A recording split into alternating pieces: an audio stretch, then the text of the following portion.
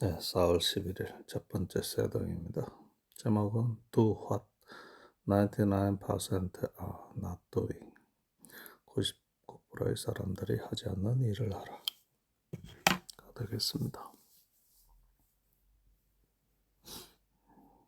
Hey, you've clicked on a video that 99% of people will scroll past, but you didn't.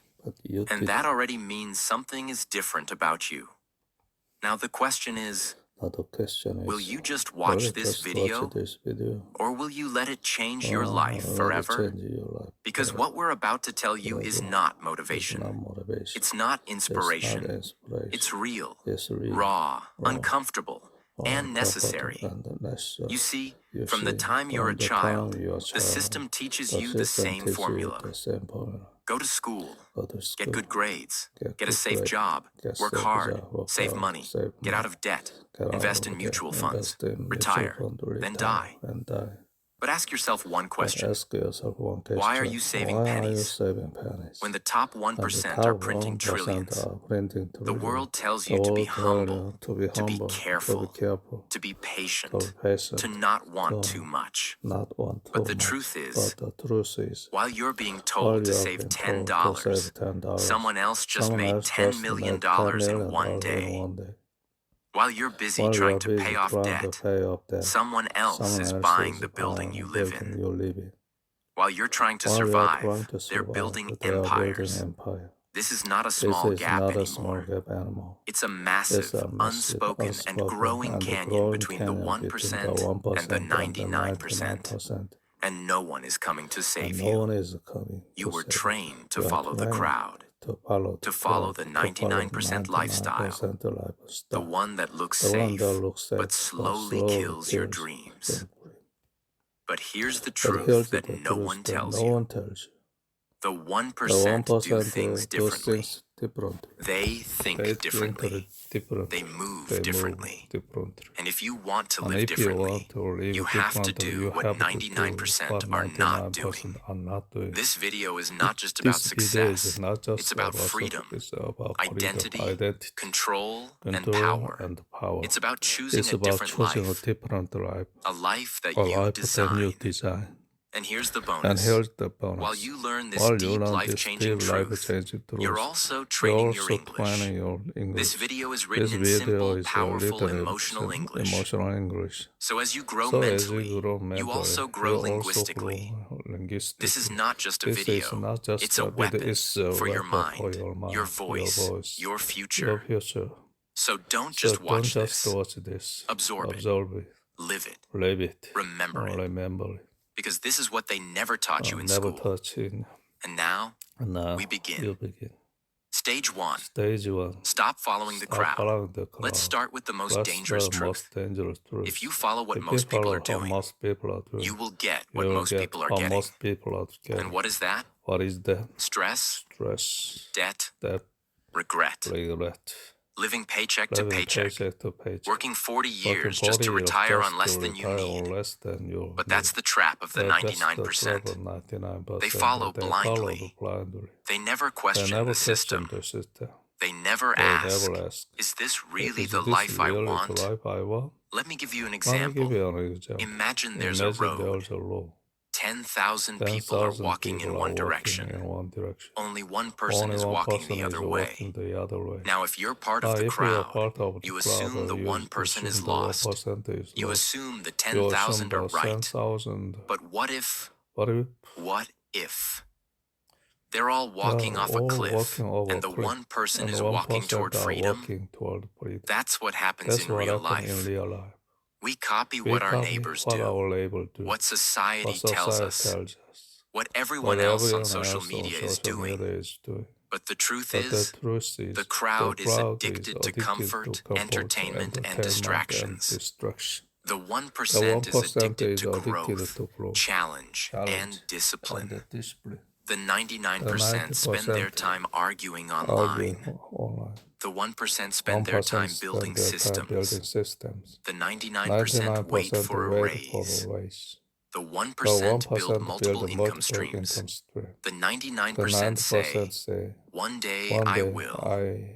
The 1% say, 1% say, today today I did. Look at any industry. Jeff Bezos created Amazon while others were shopping. Elon Musk was reading books when others were watching shows. Kobe Bryant was practicing jump shots while others were sleeping. Why? Because they refused to follow the crowd. The truth is, following the crowd is safe. But it's the safest way to stay average forever. Success requires disobedience. Excellence requires rebellion. Freedom requires questioning the rules.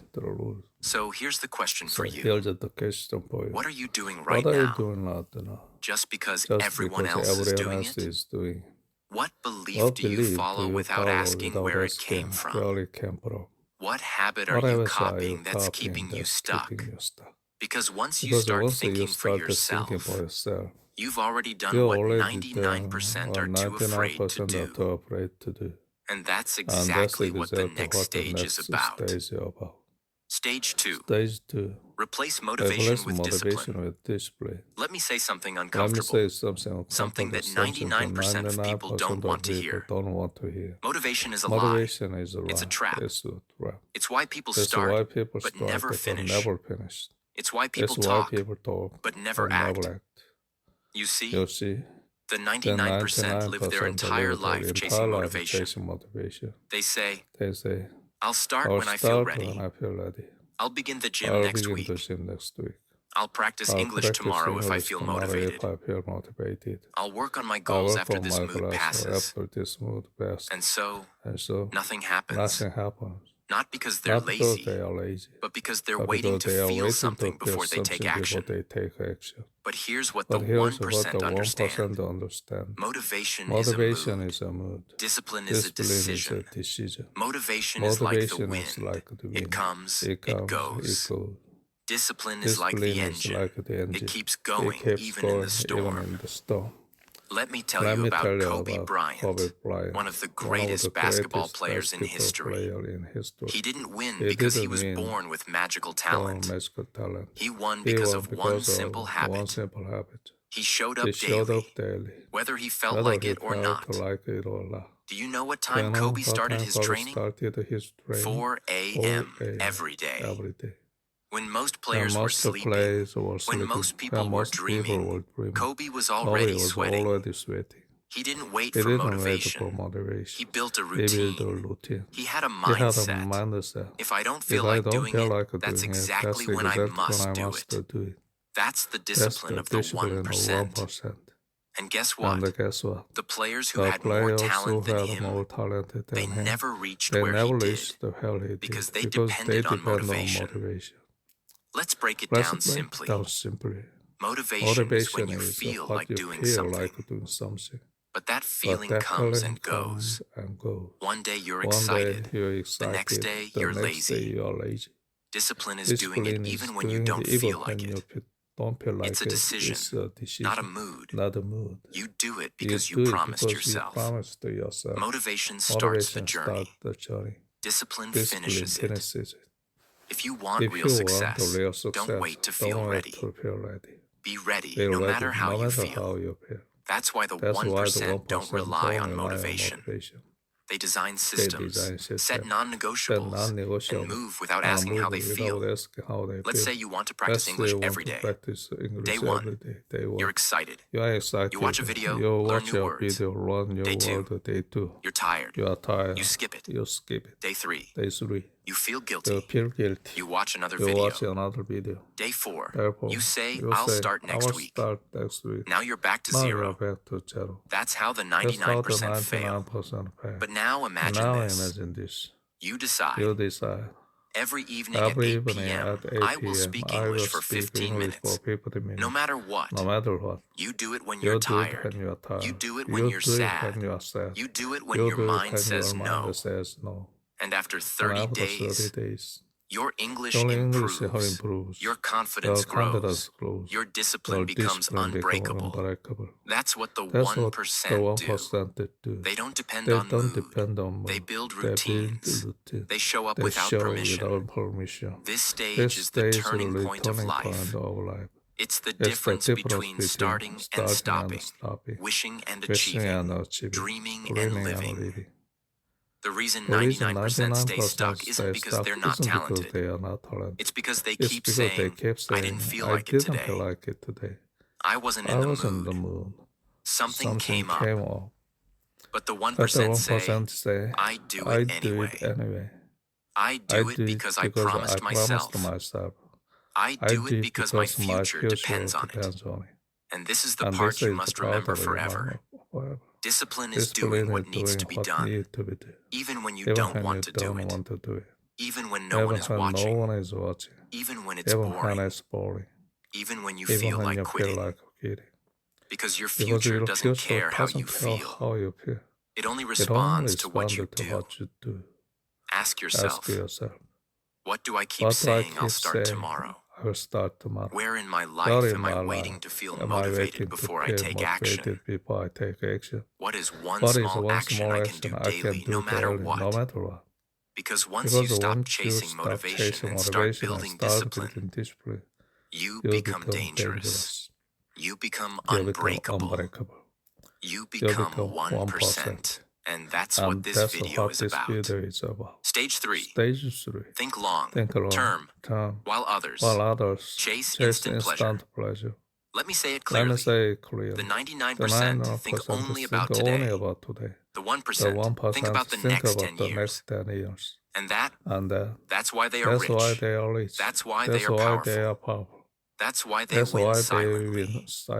While others are still chasing likes, sugar, sales, dopamine, and discounts. You see, most people are addicted to quick pleasure. They want results in 7 days. They want to feel good now. They want to win instantly. But the greatest tragedy is this.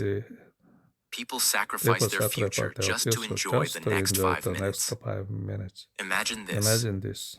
You're hungry. You have two choices. Make a healthy meal at home. Takes 20 minutes. Go to McDonald's. Takes 5 minutes. You choose McDonald's. It's fast, cheap, salty, tasty. But you don't see the hidden price. Tiredness, bloating, sugar crash, weight gain, health damage. That's what the 99% do. They want quick wins and long-term pain. But the 1%, they do what's hard now to live easy later. The 99% life versus the 1% life. Here's the honest, brutal difference between the two mindsets. The 99%, the 1% spend money to feel good now, invest money to grow later, skip work to relax, work today to relax tomorrow, watch Netflix to escape, read books to evolve. Party every weekend, build every weekend, practice when they feel motivated. Practice every day, regardless of mood. Ask, what will I get this week? Ask, who will I become in 5 years? The truth is, success is slow. And that's why most people never taste it. Because it's not fun. It's not viral. It doesn't give likes. It doesn't go boom. Success starts boring. Then it becomes beautiful. Let's talk about one of the richest men in the world. Warren Buffett. Do you know how he became a billionaire? Not with speed. Not with hype. Not with overnight wins. He became rich with long-term discipline. He reads 500 pages a day. He buys companies and holds them for decades. He avoids trendy stocks. He avoids excitement. And guess what? At age 11, he bought his first stock. At age 56, he became a billionaire. It took him 45 years of reading, investing, waiting, watching. But now, he earns billions in his sleep, while the 99% are still chasing their first $1,000. Because Buffett understood this rule. If you want rewards that last forever, you must do things that feel invisible today. Let's be real. Long-term thinking is hard. Why? Because we are wired to seek immediate pleasure, quick results, fast feedback. That's why we check notifications 100 times a day. That's why people say, I'll quit if I don't see results in 1 week. in 1 week. That's why That's most why people most never people build never anything build great. anything great. Their Their brain is brain stuck is in stuck today. today. But But greatness greatness lives lives in in tomorrow. The person The who studies person English who for studies 15 English minutes for daily 15 for minutes 1 daily year for 1 year will speak will with speak fluency with while fluency others while are still others are still saying, saying, I'll start I'll tomorrow. start tomorrow. The person The who person who builds builds the one-side one-side business every business every evening evening will be will be financially free financially in free 5 in 5 years while years, others are still others are waiting for a still waiting promotion. for promotion. The person who The reads person one who book a reads one month book a month will be will 12 be books 12 smarter books every year smarter while every others year are while just others are scrolling. just scrolling. How the How the 1% 1% build build their their future. future. They create They compound create compound habits. habits. 1% 1% improvement daily improvement equals daily 37 equals times 37 better in a times year. better in a year. They delay They pleasure for delay power. pleasure for power. They skip They Netflix skip now to build Netflix now skills that to make build $10,000 later. $10,000 later. They think in They think in decades, not decades, not days. days. They They ask, ask, what will this what will habit do this for habit me do in for 10 me in years? 10 years? They They trust the trust the invisible work. invisible work. They don't need They don't applause. need applause. They need They need results. the result. If you If you truly want to truly escape want to the escape the 99%, 99%, stop asking, how fast will I how fast succeed? will I succeed? Start asking, Start how asking, far can I go can if I I keep go showing if I up keep daily? showing up daily? Make peace with Make being peace with slow being but slow consistent, but consistent. because speed Because without speed direction without equals direction disaster. equals disaster. Write down your Write goals down for the your next goal 3 for the years, next 3 not years, just this not week. just this week. Train your Train your brain to brain see to see further. further. Trust your Trust boring your boring habits. habits. They're They planting are seeds that the seeds that the 99% can't 99% even can't even see. see. The The 99% chase 99% pleasure chase and pleasure pain. and pain. The The 1% 1% embrace embrace pain and pain receive and power. receive power. If you can If wait you longer can than wait others, longer than others, stay stay consistent when results are when results invisible, are invisible, and think and in think in decades decades instead of days. days. Then you will Then do you what do what 99% can't even imagine. And that's how you break can free. break free. Stage 4. Stage 4. Use your Use evenings your wisely. evening wisely. While While others others waste them waste them silently. silently. Let me ask you Let me something ask you very something very personal. personal. What do you do What do you between do 7 p.m. between and 7 11 p.m. p.m. 11 every p.m. night? every night? Because I'll Because tell you I the will tell truth you that the truth that 99% of people 99% never of people never realize. realize. Your Your evenings are evening either are building your either future building your future or destroying it. Slowly, Slowly, silently, silently, and permanently. The 99% evening 90% routine. routine.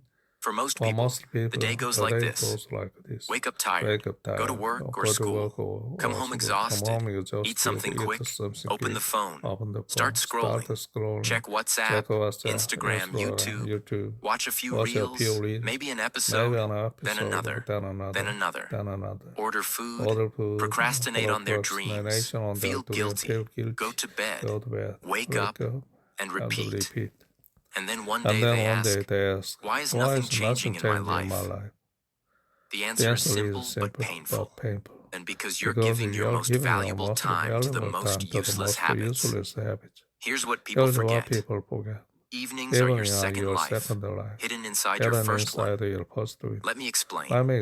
Your job, your college, your family, they take your daytime.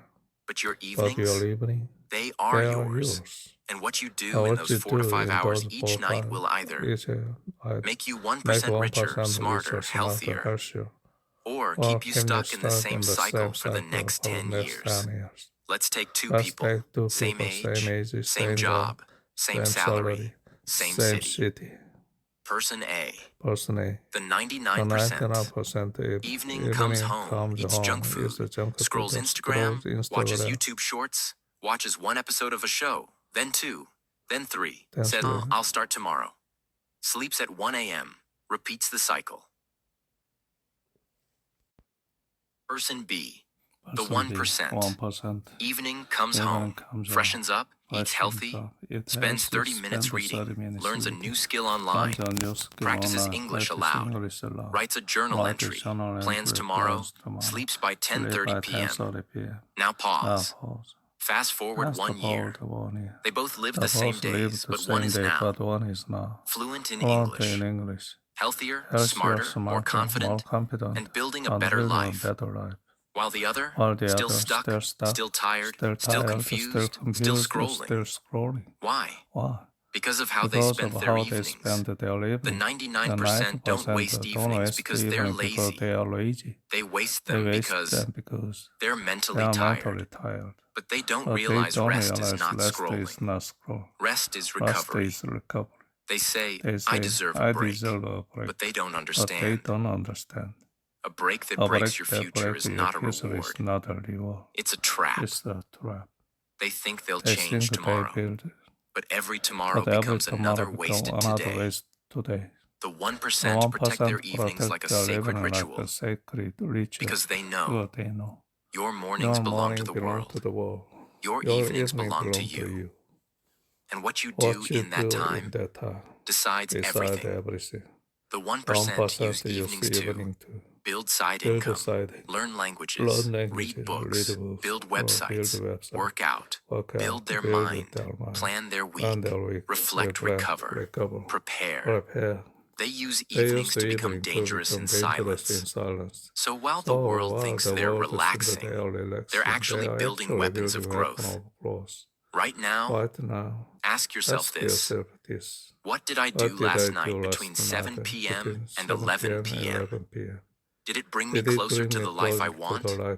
Or did it just entertain me while my dreams were waiting?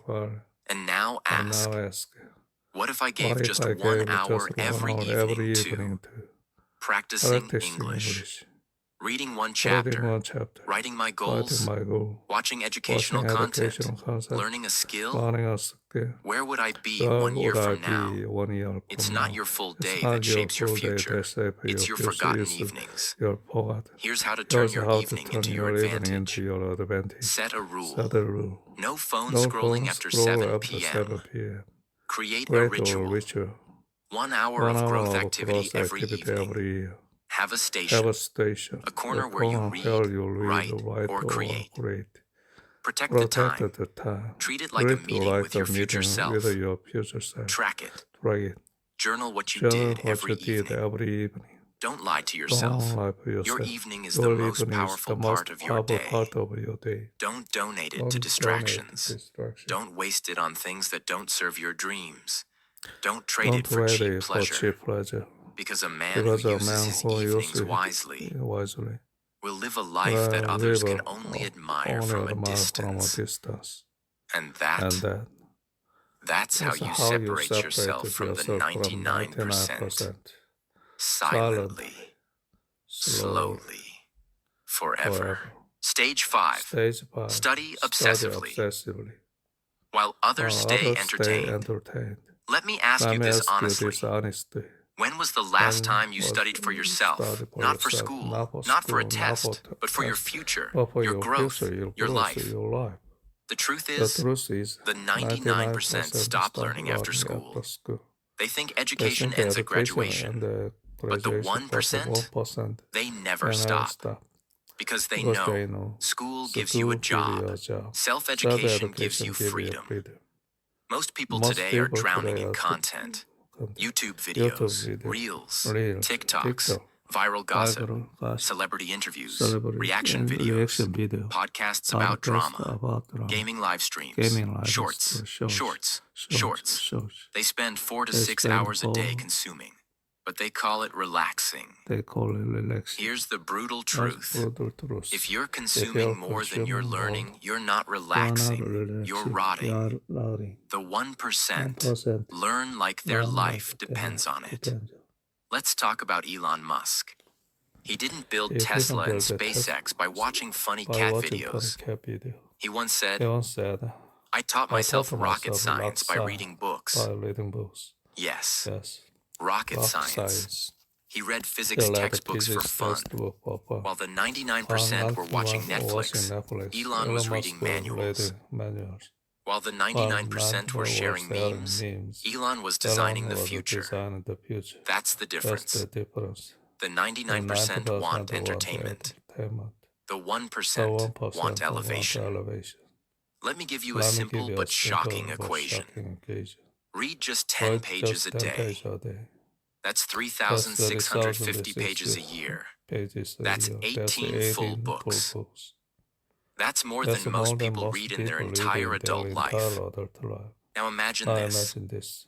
1 year from now, you've read 3 books on money, 3 on mindset, 3 on health, 3 on English, 3 on relationships, 3 on productivity, 3 on entrepreneurship. That's not just book knowledge. That's a completely new brain. And guess what? You'll now think like the 1%, while others are still searching motivation video every morning. What the 1% study? They study skills that make money, copywriting, digital marketing, video editing, psychology to understand how humans think, health to live longer, not just look better, wealth, not just how to make it, but how to keep it, communication, because without it, no one listens, English, not as a subject, but as a global weapon. Their own mind, journaling, reflection, feedback. They don't study for exams, they study for evolution. Let's say you scroll Instagram for 2 hours every day. Now switch that. Spend 30 minutes reading a book, 30 minutes learning a new word, grammar, or speaking English aloud, 30 minutes listening to a podcast about success, 30 minutes writing your ideas or goals. Do this daily. In 30 days, your brain becomes sharp like a sword. In 90 days, people ask, what happened to you? In 1 year, you won't recognize the old you. What you can do right now, create a learning list. 5 books or topics you want to master. Design a learning hour every day at the same time. Track what you study. Write what you learned, even one line. Protect your brain. If it doesn't teach you, don't touch it. The 99% fill their brain with distractions. The 1% fill it with directions. Because in a world full of noise, the one who studies in silence will control the ones who scroll in chaos. Stage 6. Take calculated risks, while others fear failure. Now let's enter the most uncomfortable, most powerful truth yet. This stage is not about books, not about time, not about discipline. This is about courage, the kind of courage the 99% avoid, and the 1% build empires with. Let's face it, most people are terrified of failing in front of others, starting something and looking stupid, investing money and losing it, taking action without guarantees, being laughed at for trying. And so, what do? They choose safe. They choose familiar. They stay in their comfort zones for decades. And by the time they realize it, they've spent 30 years building someone else's dream, not their own.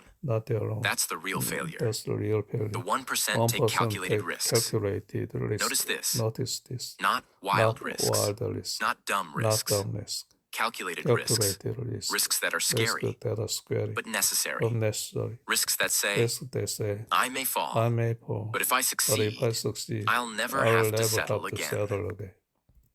Let me give you a real example. In 1994, Jeff Bezos was a vice president at a Wall Street firm. Safe job, good salary, big future. But he had an idea, an online bookstore. Back then, no one believed in online shopping. There was no Amazon, no Prime, no one-click orders. It was a crazy idea. And quitting his safe job to build it, even crazier. But he did one thing that changed everything. He asked himself this question: when I'm 80 years old, will I regret not trying this? And the answer was yes. So he took the risk, started Amazon from his garage, and became the richest man in the world. That's the 1% mindset. They don't avoid fear. They walk through it. Why 99% miss the big opportunities? Because they wait for perfect timing, wait for everyone to support them, wait for more confidence, Wait Wait until they know everything. until they know everything. But here's the truth. But here's the Confidence truth. doesn't come Confidence before doesn't action. come before action. It comes It after. comes after. Small risks Small you risk can you take. can take. Right now, Right speak now, English speak in public, English in public. even if your grammar Even if isn't your perfect. grammar isn't perfect. Start a side Start hustle, a side even if it hustle. only earns Even $1 if you at only first. earn one. Post your Post ideas, your even if ideas, you're even afraid if of you're judgment. afraid of judgment. Message someone who Message someone inspires who you. inspires you. Learn a new Learn a skill, new even if skill, it's hard even at if it's first. hard at first. Because every Because risk you every avoid risk you avoid is a is result a you'll never result you'll receive. never receive. The The 99% fear 90% falling. falling. The 1% 1% fear standing fear still. standing still. They don't They ask, don't what ask, if I fail? what if I They fail? ask, They ask, what if I never what if I try? never try? Because one Because small one risk small risk can open can one open massive one door, massive and behind door, that and door behind that door is the life is the the life the 99% will never 99% see. will never see. Stage 7. Stage 7. Guard your Gather attention your attention while others give it while away others for give it free. away for free. Let me tell you Let a me tell scary you a truth. scary truth. It's not your It's money not they your money want. they It's want. not your It's data. not your data. It's not even your It's time. not even your It's time. your attention. It's your attention. Because once Because they control once your attention, they control your attention, they control your mind, your habits, your future. You may not You realize may not this, realize this, but right but now, right now you are in a war. A war for your focus. Billions of dollars are being spent on one mission, to steal your attention and never give it back. Every app, every notification, every thumbnail, every scroll, every ding, every reel, all designed to trap your brain in a loop you can't escape. They study your behavior. They track your emotions. They know when you're sad, tired, insecure. And that's when they attack. Most people wake up and grab their phone before they even stand up. They check Instagram, WhatsApp, YouTube, emails, news, stories, reels, comments, notifications. And the moment their eyes open, their mind is gone. Their attention is no longer theirs. It belongs to algorithms, to companies, to advertisers, to other people's lives. They don't even realize that. The moment they scroll, their focus starts to bleed. What happens when you give away your attention? You lose control of your emotions. You forget your own goals. You compare yourself to fake lives. You lose hours without realizing it. You can't stay present with your family, your dreams, or your own thoughts. And worst of all, you can no longer focus long enough to change your life. Your brain becomes addicted to quick hits, quick jokes, quick videos, quick dopamine. And now you can't read a full book, watch a long video, practice English for 30 minutes, sit quietly with your thoughts. Your attention span has been murdered, and with it, your ability to grow. The 1% understand this simple rule. What you focus on expands, and what you ignore dies. So they make sure they focus on their skills, their goals, their ideas, their daily plan, their learning, their purpose, their peace, and they block everything else. They use apps that block distractions. They check social media only at fixed times. They start their day with quiet, not chaos. They read books, not just reels. They invest attention, not just spend it. Because they know a distracted mind can never build a focused life. Do you know why Steve Jobs wore the same black turtleneck every day? Because he didn't want to waste attention on small decisions. He wanted to save his focus for big things, like designing the iPhone. He simplified his life so his brain stayed clear, focused, sharp, untouchable. That's what the 1% do. They don't let the world hijack their mind. They build a mind fortress and only let in what matters. What you can do right now to guard your attention. Delete 3 apps you don't need but open every day. Set 2 hours of no screen time every morning or night. Turn off all notifications except the essentials. Track your screen time daily. No lies.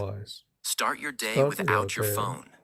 At least At 30 least minutes. 30 minutes. Invest attention Invest into your attention growth. into your growth. English learning, English learning, skill skill building, building, reading, reading, journaling. journaling.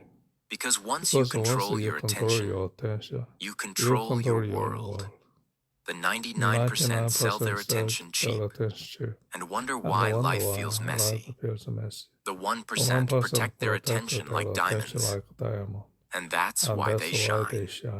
Stage 8. Say no to mediocrity, while others settle for less. Now we enter one of the deepest and most emotional truths of this entire video. This is not about time or money or discipline. This is about standards and how the 99% have lowered theirs so far. They no longer remember who they are. Let me ask you this. How many people do you know who are unhappy in their job but stay anyway? How many people are in toxic relationships but stay anyway? How many people say they'll start improving next year but never do? The answer? Most people. Because most people are not lazy. They're not weak. They're just numb. And numbness creates mediocrity. They say, it's not that bad. At least I have something. I should be grateful. Who am I to expect more? And that's how dreams die quietly. Not with a bang, but with a long, slow, silent settling. The 1% do not settle. They don't say good enough. They don't accept average. They don't allow mediocrity in their work, their thoughts, or their circle. They say, if I'm still breathing, I'm still growing. If I can speak better, live better, think better, I will. I don't care what the world accepts. I only care what I'm becoming. They have standards that others call crazy. But guess what? Those crazy standards create extraordinary results. Example. Michael Jordan wasn't just a basketball player. He was an obsession. He pushed his teammates so hard. Some of them hated him. He trained longer, pushed harder, and refused to settle. Why? Because he had one rule. If you want to win, you don't accept average. Ever. And that mindset made him a legend. Not because he had better genetics, but because he had zero tolerance for mediocrity. What does saying no to mediocrity look like? It looks like not accepting your bad habits just because others have them. Not speaking broken English forever when you can improve every day. Not hanging out with lazy friends just because they're fun. Not working at a job you hate forever when you can build a better path. Not watching 6 hours of garbage content and calling it entertainment. It means looking in the mirror and saying, I am better than this. And I will prove it to myself what you can do right now. Write down 3 areas where you've been accepting just okay. List the excuses you've used to justify them. Set one new standard today. Just one. Example. No more skipping English practice. No more scrolling past midnight. No more hanging with people who drain your energy. You don't need to become perfect today. But you must stop accepting barely enough. The 99% are not defeated by failure. They're destroyed by comfort. And every time you say, it's okay, you give up the life that was waiting for you. So say no to mediocrity. Say no to average. Say no to the voice that says, you're doing fine. Because you're not here to live a life that's just fine. You're here to live a life that's on fire. Stage 9. Act daily without excuses, while others wait for the right time. Let me ask you this one question, and be honest. How many things have you wanted to do, but you're still waiting to start? Maybe it's starting your YouTube channel. Learning to speak English fluently, losing weight, starting a business, writing a book, fixing your health, quitting a toxic habit, leaving a toxic person, and you keep saying, Soon. Next week. Next week. After I feel ready. Once things calm down, I'll start fresh next month. But here's the truth. There is no perfect time. There is only now. And the lie you tell yourself to escape it. The 99% are trapped in tomorrow. Most people don't live their life. They just plan to live it later. They treat their goals like a rainy day savings fund. Someday I'll take action. But someday becomes never. They don't fail because they're weak. They fail because they wait. And while they're waiting, time is passing. Energy is fading. Dreams are drying. The 1% live by one rule. Do it anyway. The 1% don't wait to feel ready. They don't wait for the moon to align. They don't wait for permission. They take action when they're scared. They're confused. They're tired. They're not in the mood. Because they know. If you can only take action when conditions are perfect, you'll never take action. Let's say your goal is to build a wall, a huge, strong, unbreakable wall. Most people say, that's too much. It'll take forever. I don't have the time right now. So they wait, and nothing gets built. But the 1%, they lay one brick per day, just one. Even when tired, even when lazy, even when no one sees it. And 1 year later, they're standing in front of a wall they built in silence. That's how your English improves. That's how your body changes. That's how businesses are built. That's how habits are formed.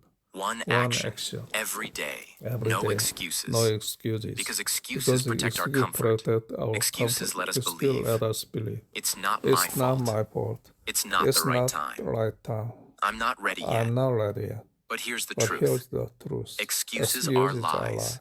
And every time you repeat them, you lose a piece of your future. What you can do right now. Write down one thing you've been waiting to start.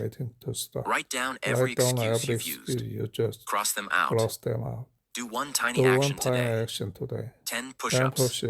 10 English sentences. 10 minutes of reading. 10 ideas for your dream. Don't make it big. Just make it done. Because the only thing worse than failing is not even starting. The 99% wait for the right mood, the right moment, the right month. The 1% move in silence and act before they're ready. Because you don't need a better plan. You need a stronger promise to yourself. And that's how you rise above the crowd. Stage 10. Become who you were born to be. While others die as a version they settled for.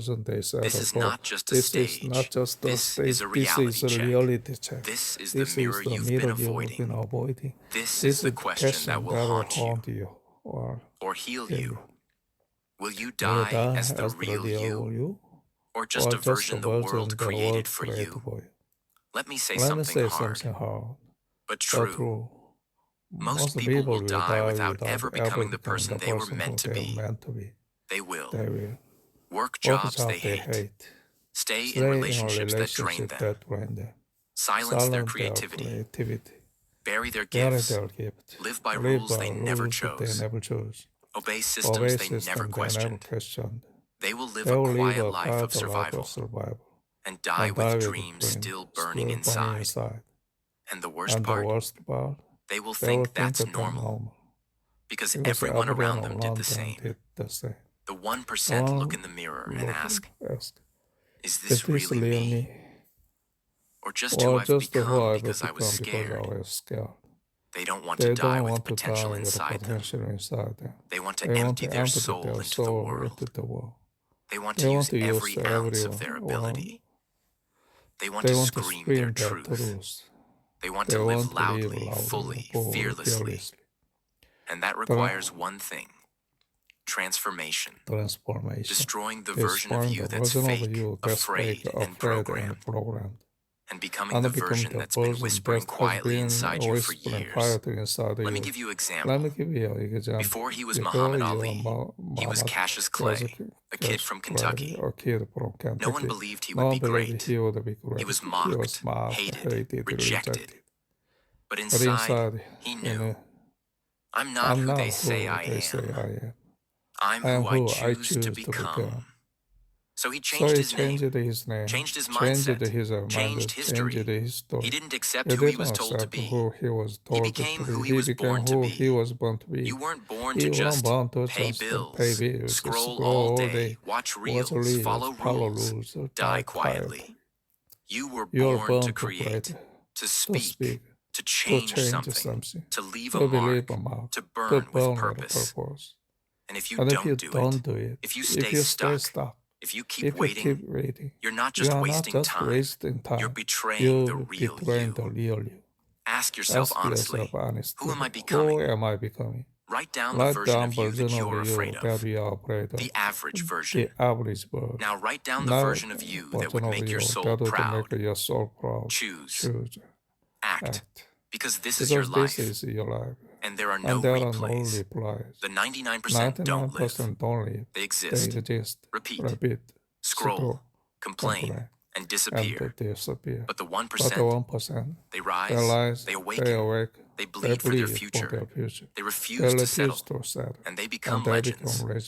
So now, ask yourself, will you join the 1%? Or will you watch this video and go back to sleep?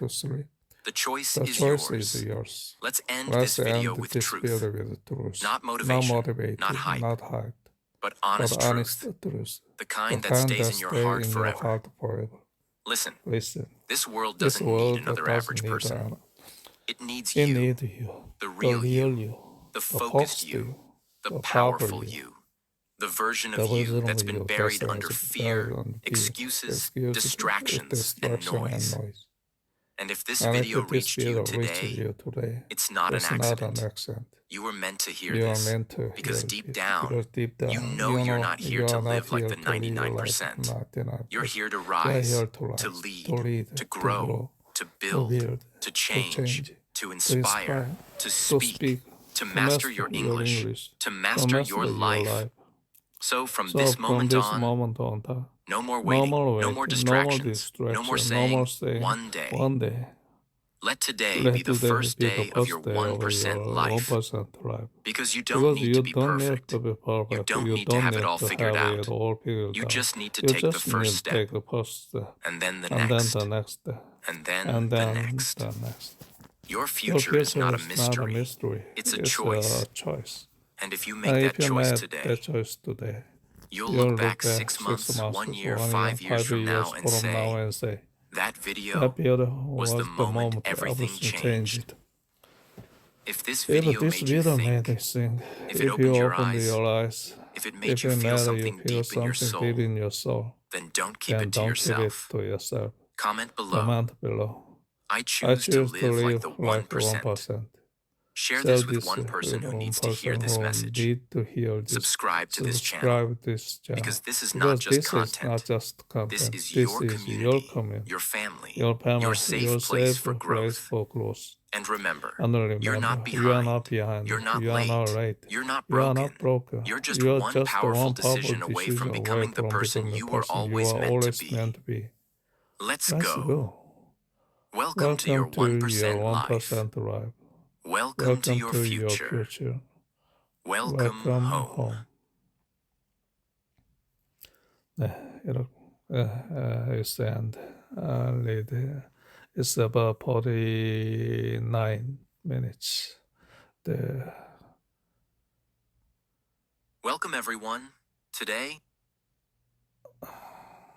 welcome. The title is what I read. The title is "Do What 99% Are Not Doing." Yes. This is my post shadowing at April 11th.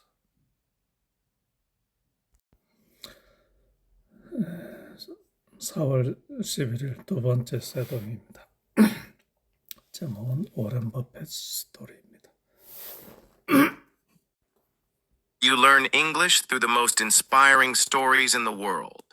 Today, you'll not only practice your English listening, but also learn the secrets of success from one of the greatest investors of all time, Warren Buffett.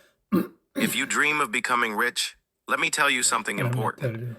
80% of the richest people in the world built their wealth on their own. They didn't wait for someone to hand them success. They worked for it, step by step. And Warren Buffett's story is a perfect example of this. He was not born rich. He didn't have connections or shortcuts. But today, he's one of the wealthiest men in the world. And here's the best part.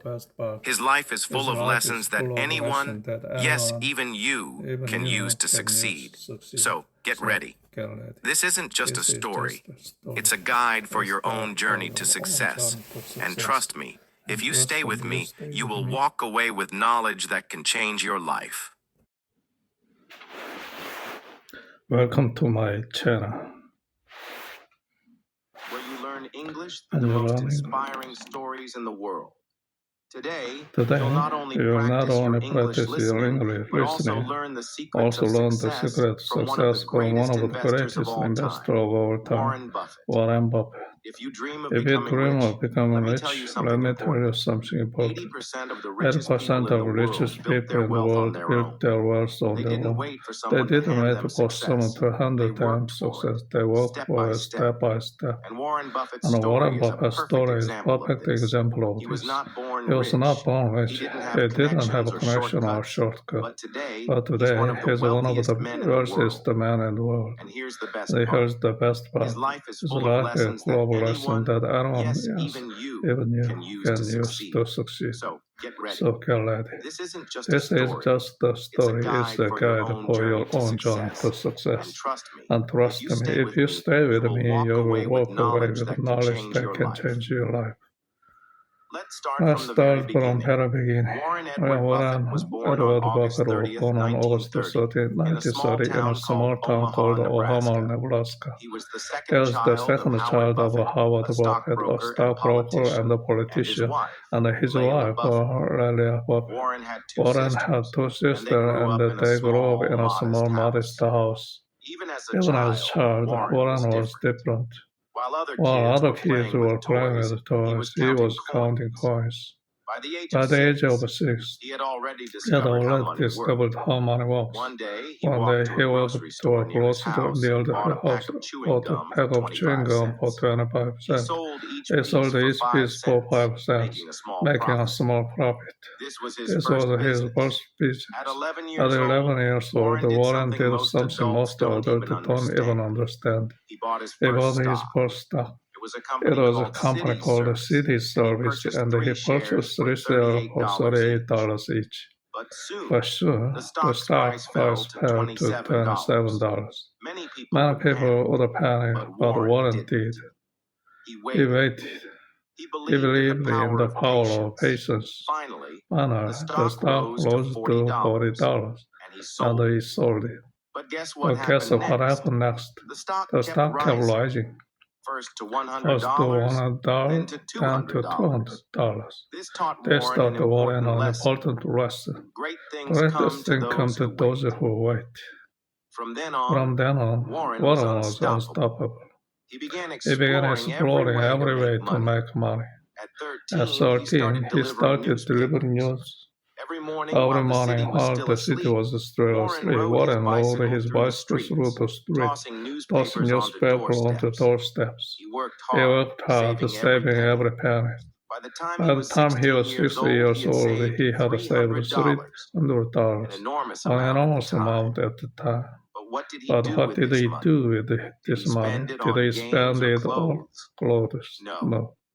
Warren used it to buy 40-acre farm and rented it to a farm. Imagine this. At 60, Warren Buffett was already earning passive income like a professional investor. Warren Warren wasn't just a businessman. He was a He was a learner. learner. He loved He loved reading reading books about finance and business. One of his favorite books was 1,000 1,000 Ways to Make $1,000. $1,000. This This book opened his mind to the possibility of wealth. He also He had also a love had a for love for numbers. numbers. At At school, school, his his classmates thought he was a math genius because he could faster calculate than things anyone faster else. than anyone else. But But Warren Warren wasn't just good with with numbers. numbers. He was good He at was seeing good at seeing opportunities. opportunities. Warren's family played a big role in shaping who he became. His father, Howard, was his role model.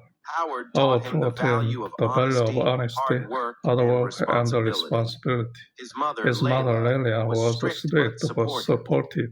She wanted Warren to succeed and encouraged him to follow his dream. Warren's journey wasn't always easy. Sometimes he felt alone because he was so different from other kids.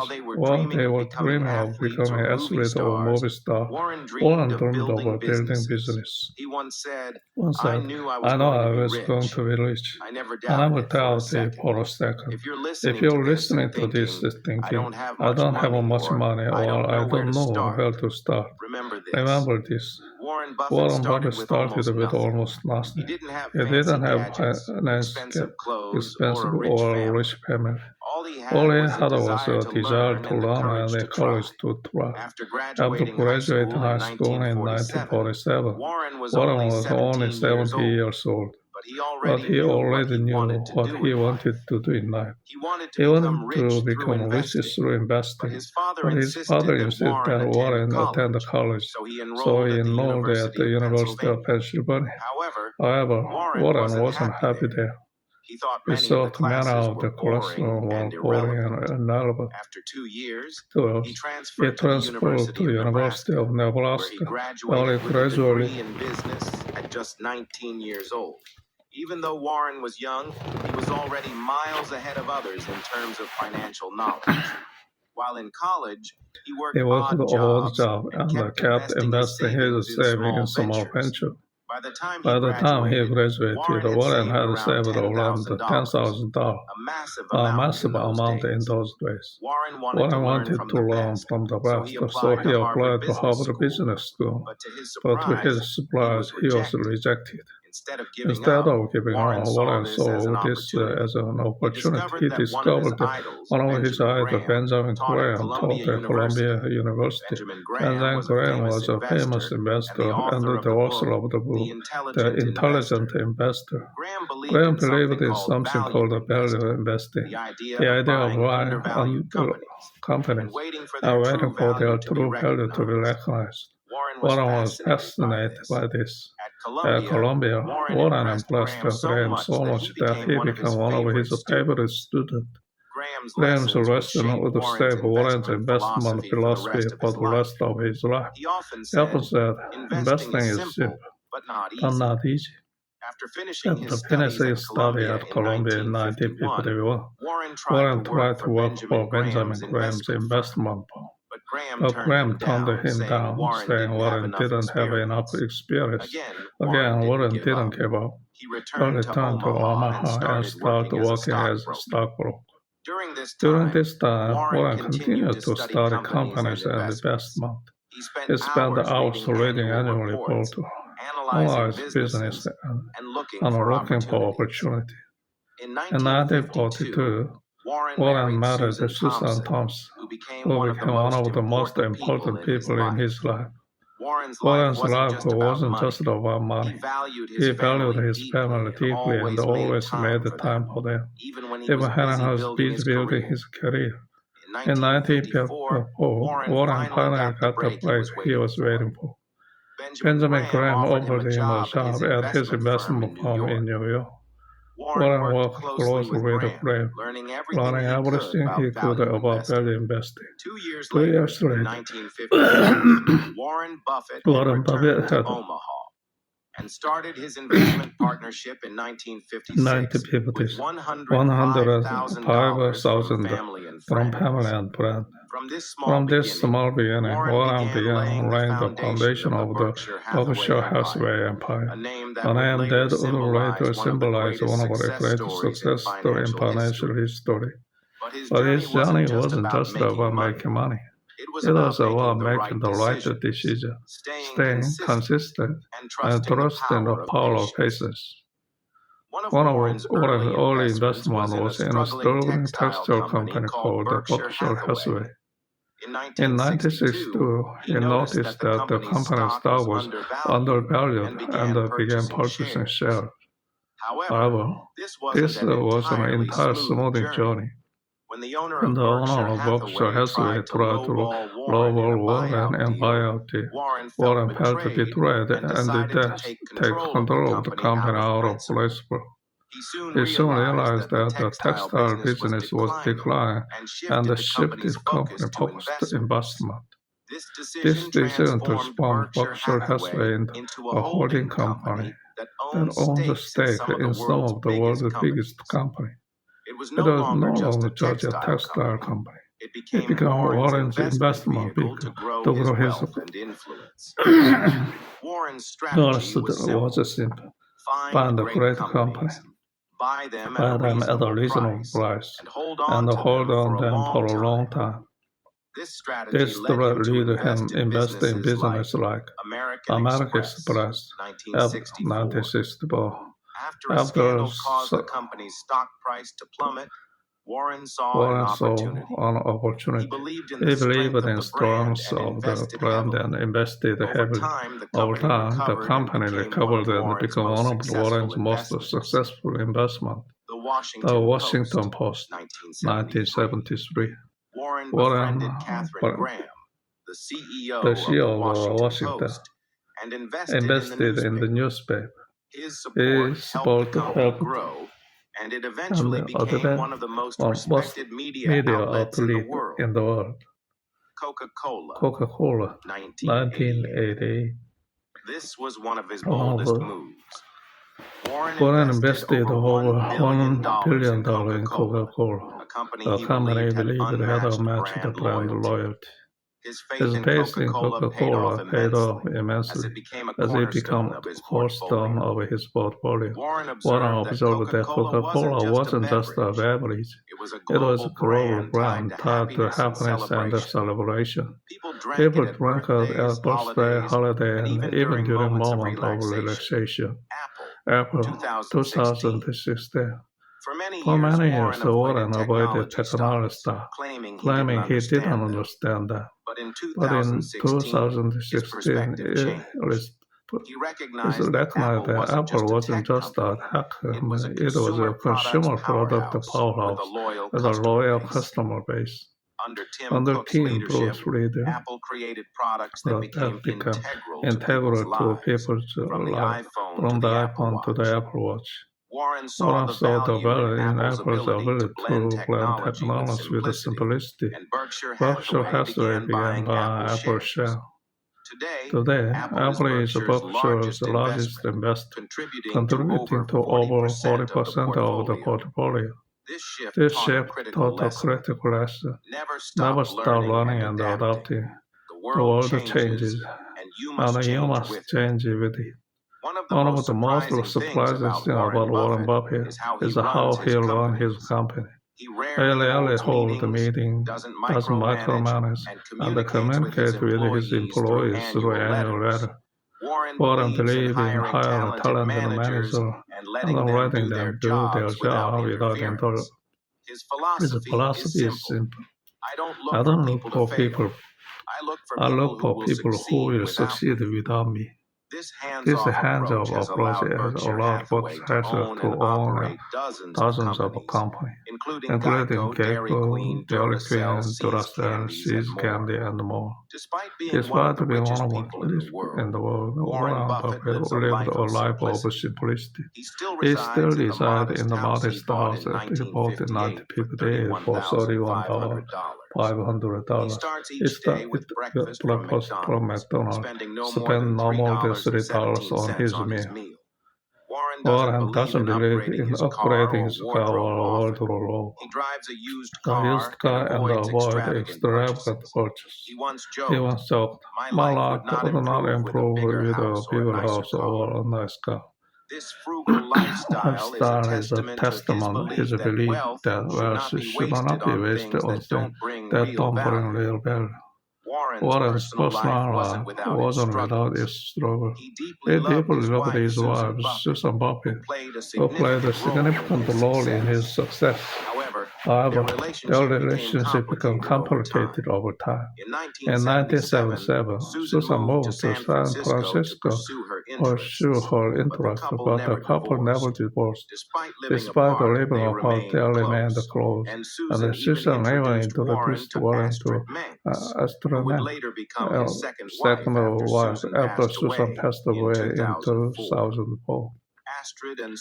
Susan shared a unique bond, both caring for Warren in their own way. Warren once said, "Marrying the right person is the most important decision you will ever make." His life reflects the power of love, understanding, and adaptability. Warren and Bill Gates became close friends in the early 1990s. Their friendship was built on mutual respect and a shared passion for philanthropy. Together, they started the Giving Pledge, an initiative encouraging billionaires to donate the majority of their wealth to charitable causes. Warren himself has already given away more than $50 billion, making him one of the greatest philanthropists. He believed that wealth is a tool to improve society, not just a means for personal indulgence. Warren Buffett's routine is as disciplined as his investment strategy. He spent 8% of his day reading newspaper, books, and financial reports. He believed that knowledge compounds just like money. He encouraged everyone to develop a habit of continual reading. Although he is not fitness enthusiast, Warren keeps his mind sharp, staying curious and engaged. He once said, "The more you learn, the more you earn." What set Warren Buffett apart is just but his value.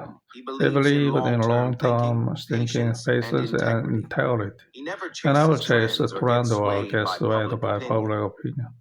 Instead, he focused on business that he understands and trusts.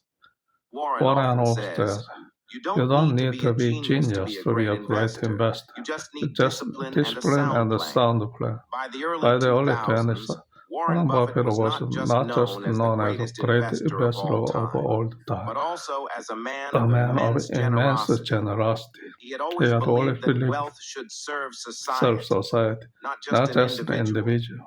This belief drove him to take one of the boldest steps of his life. In 2006, Warren made a monumental announcement. He pledged to give away 99% of his wealth to the charity. His words were simple yet powerful. If you are one of the lucky ones to have great wealth, it's your duty to help others. Instead of creating his own foundation, Warren entrusted the bulk of a donation to the Bill and Melinda Gates Foundation. His decision was based on his competence in Bill and Melinda Gates to manage resources efficiently and impact lives on a global scale. Warren didn't just stop at writing checks. He encouraged other billionaires to follow his lead by launching the Giving Pledge with Bill and Melinda Gates. Giving Pledge is money, but about the mindset. It asks billionaires to commit to giving away most of their wealth during their lifetime or in their wills. Warren never had the need to flaunt his wealth. He often joked about his crude habits, saying he had everything he needed and didn't see the point in upgrading. He still enjoys simple pleasure like drinking 5 cans of Coca-Cola a day. Treating himself McDonald's breakfast. He still gave his change for his meal, playing bridge for hours with a plan. Warren Buffett is not just an investor, he's a teacher. Throughout his career, he had made his point to share wisdom with the world. Each year, Berkshire has its annual shareholders meeting in Omaha, often called the Woodstock for capitalists. Thousands of people travel from around to hear Warren and his longtime business partner, Charlie Munger, discuss their strategy, mistake, and lesson. Warren believed that anyone can succeed in life if they develop right habits. While Warren excelled in building wealth, his relationships were equally significant in shaping his life. He maintained a deep bond with his children, despite his business schedule. Warren had 3 children. One, Susan Alice Buffett, Susie. She inherited her parents' passion for works on social cause. 2. Howard Buffett, an agriculturalist. Howard also active philanthropy on world hunger and conservation. 3. Peter Buffett. A musician and composer, Peter followed a creative path but remains connected to his father's value. Warren's plan is unique. He didn't want to spoil his children with wealth. Instead, he wanted them to find their own path. He once said, I want to give my kid anything, but not enough to do nothing. Even in his 90s, Warren Buffett remains a student of life. He reads for hours every day, soaking up knowledge and staying curious. He once said, the more I learn, the more I realize how little I know. His humility is a lesson for everyone. No matter how much you achieve, there is always room to grow. One of the Warren Buffett's less known qualities is his ability and delegate responsibility. He famously sent one letter a year to the CEO of Berkshire Hathaway's subsidiary outlining his expectation. His message is clear. Run your business as if it's the only one your family will ever own. This trust empowers his team to make confident. It's a lesson for aspiring leaders. Success isn't about controlling everything. It's about building a team you can trust. Warren's core reality wasn't saving money. It was about focusing on what truly mattered and spending on expenses and relationships rather than material possessions. Happiness isn't about how much you have. It's about how you feel about what you have. Warren has always been industry investing. His decision to invest in Chevron, the oil and gas company, sparked the discussion about environmental responsibility. While Warren acknowledged the environmental impact, he emphasized the importance of balancing economic needs with sustainability. He encouraged companies to innovate and reduce their carbon footprint while continuing to meet global energy demand. This investment reflected Warren's belief in tackling challenges responsibly rather than avoiding them. Throughout his life, Warren has emphasized the importance of integrity. He often says, it takes 20 years to build a reputation and 5 minutes to ruin it. If you think about that, you'll do things differently. This principle has guided every decision he's made, whether it's investing billions or speaking at a conference. Warren always prioritized honesty and trust. Now we are going to dive into ultimate lessons from his life. These are key to his success, his principle, and why he continues to inspire millions around the world. If you've been paying attention, you're already close to thinking like a successful person. Let's take a deeper look at how Warren Buffett achieved greatness, how you can too. Before we talk about Warren's extraordinary success, let's start with something crucial, his mistake. We all make them, but the difference between the successful and the unsuccessful is how they handle failure. Warren Buffett once said, it's good to learn from your mistake. It's better to learn from other people's mistakes. Warren didn't achieve his success by being perfect. In fact, he made many mistakes in his career. One of his biggest mistakes was buying Dexter Sugar Company in 1990. He paid $400 million for the company only to see it pay. The company eventually became worthless. But here's the lesson. Warren took full responsibility for this mistake. He He didn't blame anyone else. Instead, he used it as a learning experience. He He told his shareholder, I paid too much for the business. I could have used that $400 million better. By being honest and humble about his mistake, Warren grew stronger. He He didn't didn't let failure define him. Instead, He used it as a stepping stone toward the bigger thing. So, what can we learn from this? Failure is not the end, it's a lesson. The power of patience, waiting for the right opportunity. Warren's greatest strength is his patience. He didn't rush into investment or decision. In fact, one of the stock market is a device for transferring money from the impatient to the patient. Warren didn't jump on everyone that came his way. He waited for the right moment. He once held on share of Coca-Cola for decades, watching it grow and watching his money grow with it. Patience was also key in his personal life. Warren didn't rush into marriage. He took his time with Susan, his first wife. And when he lost her, he didn't jump into a new relationship immediately. Instead, he focused on his work and his family. He knew that good things take time. The lesson here is simple. Don't rush. Wait for the right opportunity. Good things come to those who wait. One of the most powerful concepts Warren teaches is the idea of compounding. Compounding means that small effort over time can lead to massive result. Warren's favorite example is compound interest. When you invest money and leave it to grow, it grows not only on your original amount, but also on the interest you've already earned. In time, this creates a snowball effect, and your money grows much faster than you ever expect. Warren's wealth grew because he made early investment and let them grow over. Let's say you start with a small investment of $100.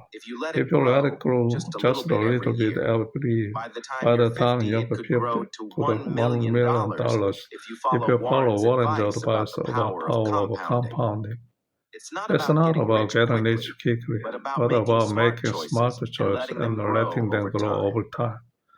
The lesson here is start small, but be patient, let your effort compound over time. Warren Buffett has a simple set of rules that guide everything he does. He doesn't complicate things. In fact, some of his rules are so simple you might wonder why more people don't follow them. Let's take a look at some of his key rules. 1. Invest in yourself. Warren believes that the best you can make is in your own skill. No one can take away your knowledge. The more you learn, the more you grow. Whether it's reading books, learning from others, or improving your skill, investing in yourself is the foundation of success. 2. Do what you love. Warren never worked just for money. He worked for passion. He loved investing, and that passion made him successful. If you love what you do, it won't feel like work. It will feel like a journey. 3. Live below your means. Despite being multi-billionaire, Warren lives in the same house he bought a decade ago. He drives a simple car and he doesn't waste money on luxury. He believes in spending wisely and saving for the future. 4. Surround yourself with good people. Warren always emphasized the importance of having a strong, trustworthy team. Whether it's his business partner, his friend, or his family, he chooses to be around the people who share his values. Warren believes in staying consistent. It's easy to get this next big thing, but consistency pays off. He stuck with the Berkshire Hathaway even when it wasn't popular. He kept investing in Coca-Cola and Oaks when no one else believed in them. These rules are simple, but they can change your life if you apply them. Start following them today, and you'll see the result over time. Let's Let's take everything we we've learned and apply it to your life. Whether you're Whether dreaming you of are becoming dreaming of financially becoming financially successful, making a making a difference in the world, or or just living a fulfilled life, Warren Buffett's principle can guide you. 1. 1. Start early, Start early, but but don't rush. It's It's never too late to start, but the but the earlier you start, the better. Whether it's Whether it's investing, learning, or building relationships, take action take now. action now. Warren Warren started started investing when he was investing just when 11 he years was 11 years old. If you're If you're younger, start now. If you're older, it's never too late. The key is to start and be consistent. 2. Learn constantly. Warren reads thousands of pages every day. Knowledge is power, and you must keep learning. Invest time in book, video, and podcasts that teach you new things. Every day is a chance to grow your mind. 3. Patience is the key to success. Good things take time. Don't expect quick results. Whether it's building wealth, learning a new skill, or creating a successful business, give it time. Success doesn't come overnight. It comes through consistent effort over time. Be humble and honest. Warren's success didn't come because he was an arrogant or know everything. He was humble, admitted his mistake, and always stayed true to his value. If you want to succeed, be honest with yourself. Learn from your failure, and always stay grounded. 5. Give back. Warren's commitment, giving away most of his wealth, is a powerful reminder that true success isn't just about money. It's about making the world a better place. Think about what you can do to help others, whether it's through time, money, or sport. Warren Buffett's life is proof that anyone can achieve great things, no matter where they start. His story is about determination, learning, and patience. It's about doing things that others may not see and trusting in your own ability. The world might not always recognize your effort in the beginning, but with time, consistency, and a solid strategy, you'll build something extraordinary. Remember, success doesn't happen overnight. It's a journey. And just like Warren Buffett, you can get there too. Now, take the first step. Start today. Your future self will thank you. 야, 이렇게 해서 워렌 버핏 스토리가 끝이 났습니다. 세 번째인가? 쉐도잉이 되겠습니다. 31분에 해당하는 영상길이네요. 다음 쉐도잉도 워렌 버핏에 대한 것이 되겠습니다. 제목은 How to get rich in the 2026 market crash가 되겠습니다.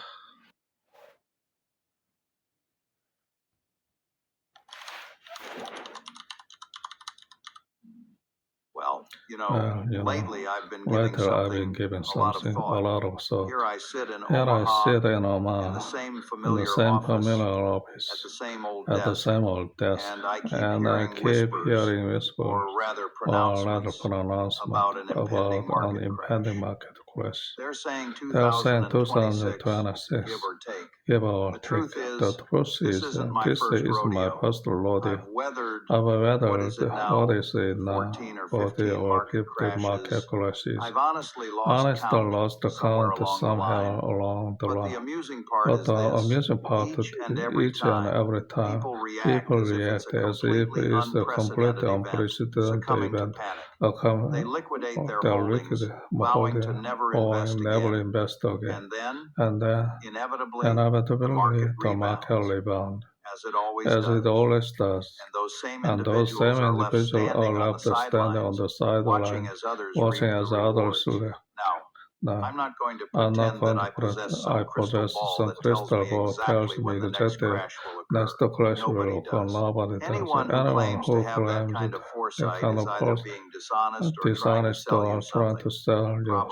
Probably both. But what I can offer is some perspective on how to approach it, how to prepare for it, and most importantly, how to capitalize on it. Because you see, a market crash isn't a calamity, it's an opportunity. It's an It's opportunity. akin to the greatest Akin to fire great sale fire you'll sale ever witness. you'll And if ever you're well prepared, that's precisely when fortunes are made. Let's rewind for a moment, back to 2008. The global financial system was teetering on the brink. Banks were failing. People were losing their homes. The stock market plummeted nearly 50%. 50%. I remember I sitting in remember my sitting in office, my office, glued to the glued ticker, to and it was grim, truly grim. News outlets were proclaiming the end of capitalism as we knew it, drawing parallels to the Great Depression. But do you know what I was Do you know doing? what I was I buying. was I buying. invested I in Goldman invested in Sachs. Goldman Sachs. I invested in General Electric.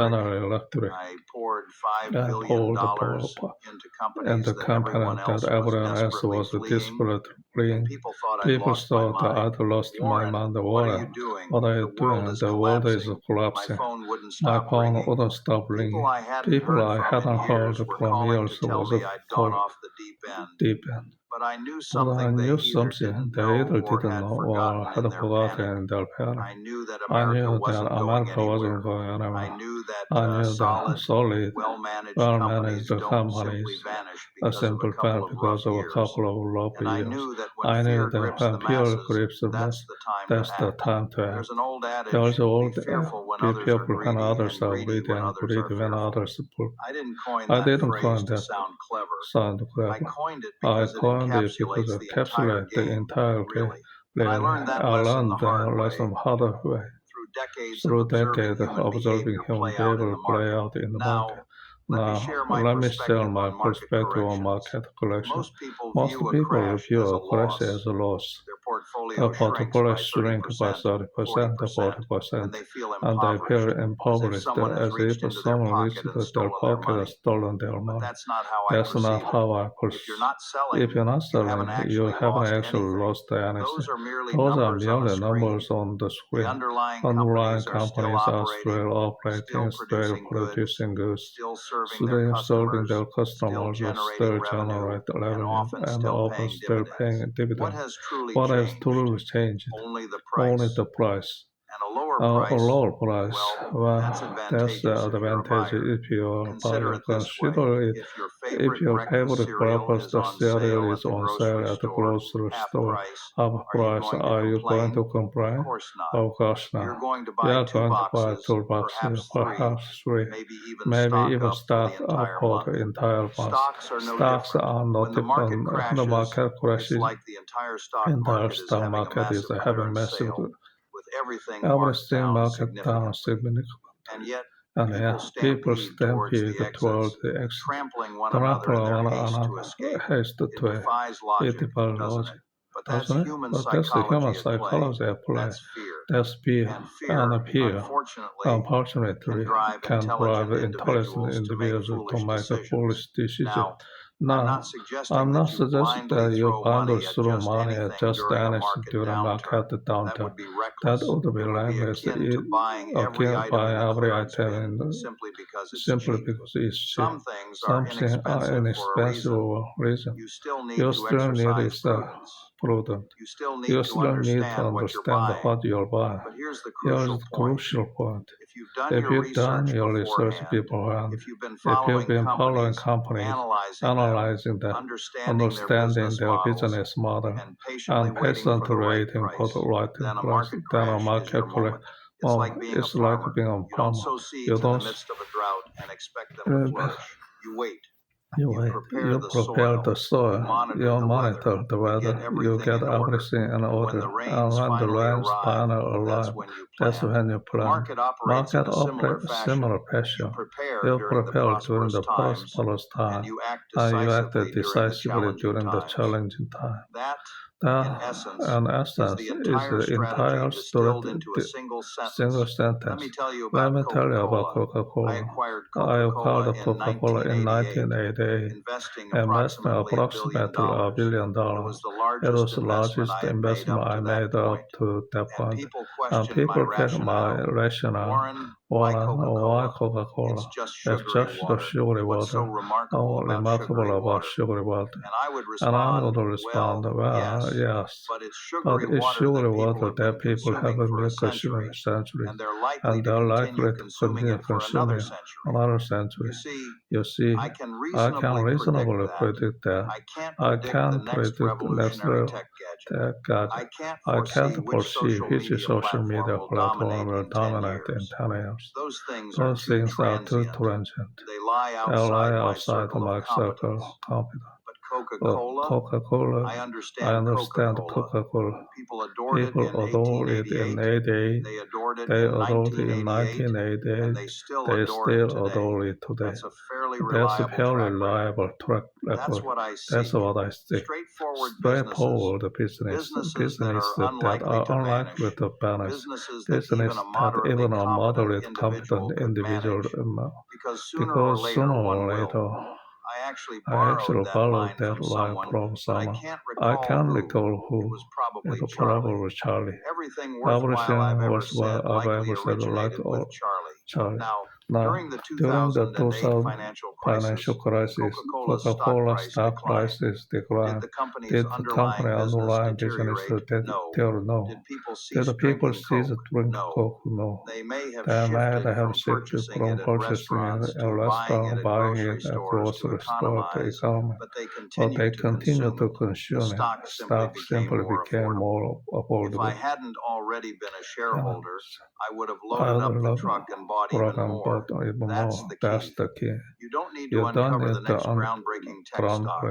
You don't need to gamble on a startup that might become the next Amazon. You don't need to grasp artificial intelligence, blockchain, or the latest buzzword. You simply need to identify mundane, predictable, exceptional business and patiently wait for them to go on sale. I believe many people misunderstand the true nature of investing.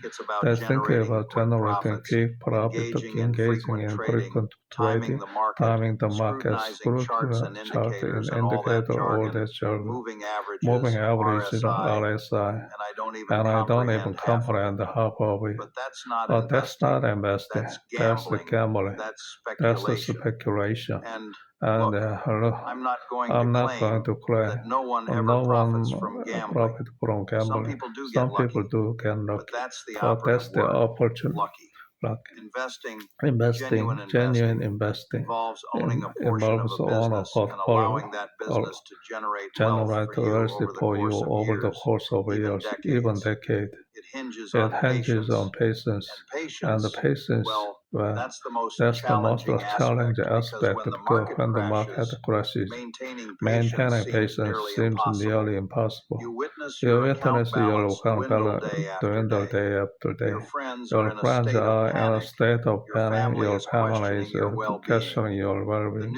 The news is bearing about imminent collapse of the world. In every being is urgent take action, sell, get out, cut your loss, anything. But the optimal course of action is to do nothing. Or even better, to buy more. Let me share a brief anecdote. Back in the 1970s, I acquired a textile company called Berkshire Hathaway. It was the worst investment I ever made. By the way, a dying industry. I bought it because I was angry with the individual who ran it. That's never a sound rationale for acquiring a company. I was young, I was naive, and I was attempting to teach someone a lesson. Do you know what I learned? The market is indifferent to your ego. But in any event, in the early years, I was managed by a group of investors, limited partners, as they were known. It was highly volatile, surging 1 year, declining the next, and stagnating for years on end. This was 1997, not a particularly favorable period for stock. I recall one of my parents approaching me, genuinely concerned. A pleasant fellow, a dentist, I believe, or perhaps a physician. He said, "What? Should we sell? Should we get out? I'm losing sleep over this." I responded, "If you can't stomach watching your best without panic, you shouldn't be in the stock market." It sounds harsh, I realize, and I felt remorseful for saying it, but it's true. Because market will decline by 50%, perhaps even more. It's not a question, but rather when. If you put for every time it declines, you'll never generate any wealth. You'll simply buy high and absolute worst investment imaginable. And yet, that's precisely what the majority of people do. Now, let's discuss what you should actually do when the crash arrives. First and foremost, don't panic. I know. Easier said than done. Believe me, I understand. Even after all these years, even with all my experience, there was still a little voice in the back of my head during market down the whisper. Maybe this time is different, but it never is. It feels different. It always feels different. In 1987, it was programmed trading. In 2000, it was the dot-com bubble. In 2008, it was subprime mortgages. Every crash has a distinct narrative, but the conclusion always the same. The market recovers, so remain calm. A crash is not the time to make impulse decisions. It's the time to adhere to your plan. If you consistently continue to invest consistently, don't halt your contribution. Don't try to time the water. Don't try to be overly clever. Simply continue to invest your fund. It's known as dollar cost averaging, a sophisticated term for simple concept. You invest a fixed sum each month in market performance. When prices are high, you acquire fewer shares. Low, you acquire more shares. Over time, it all evens out. You end up performing quite well. Better than quite well. In fact, you end up overperforming most professional investment. Second, create a list.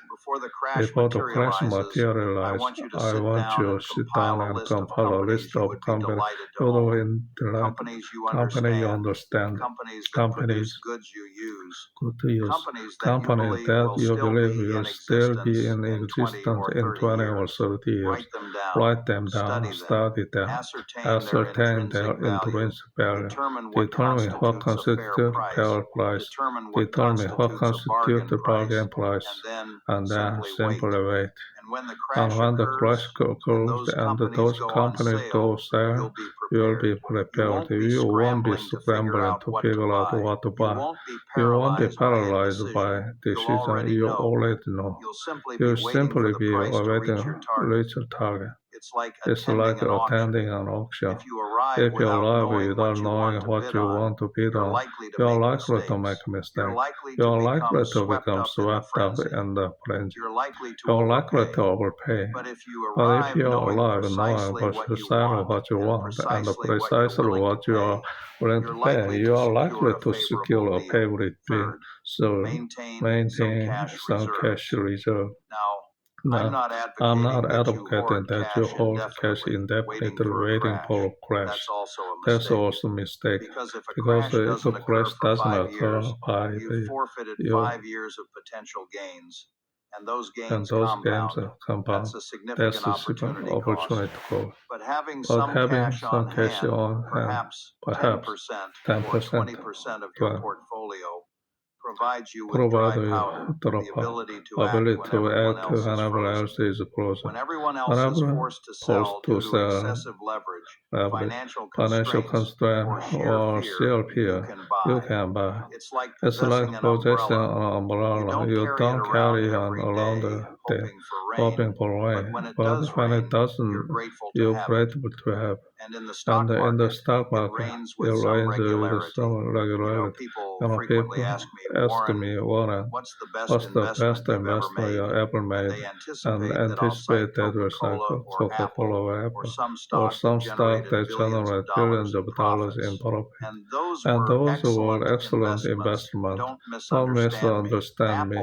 Apple, in particular, I was strong. its potential, but it has proven to be quite rewarding. But the truth But the is, truth is, the best I've made was in myself. I I dedicated my 20 seconds and 30 to reading, learning, starting businesses, visiting libraries, reading annual reports, researching other investors, and engaging in conversation with intelligent individuals. I didn't possess substantial capital back then. I had time, and I utilized that time to improve my understanding. You see, that essence of investing is not solely about money, it's about knowledge. The more you know, the better the decision you'll make, and the better decision.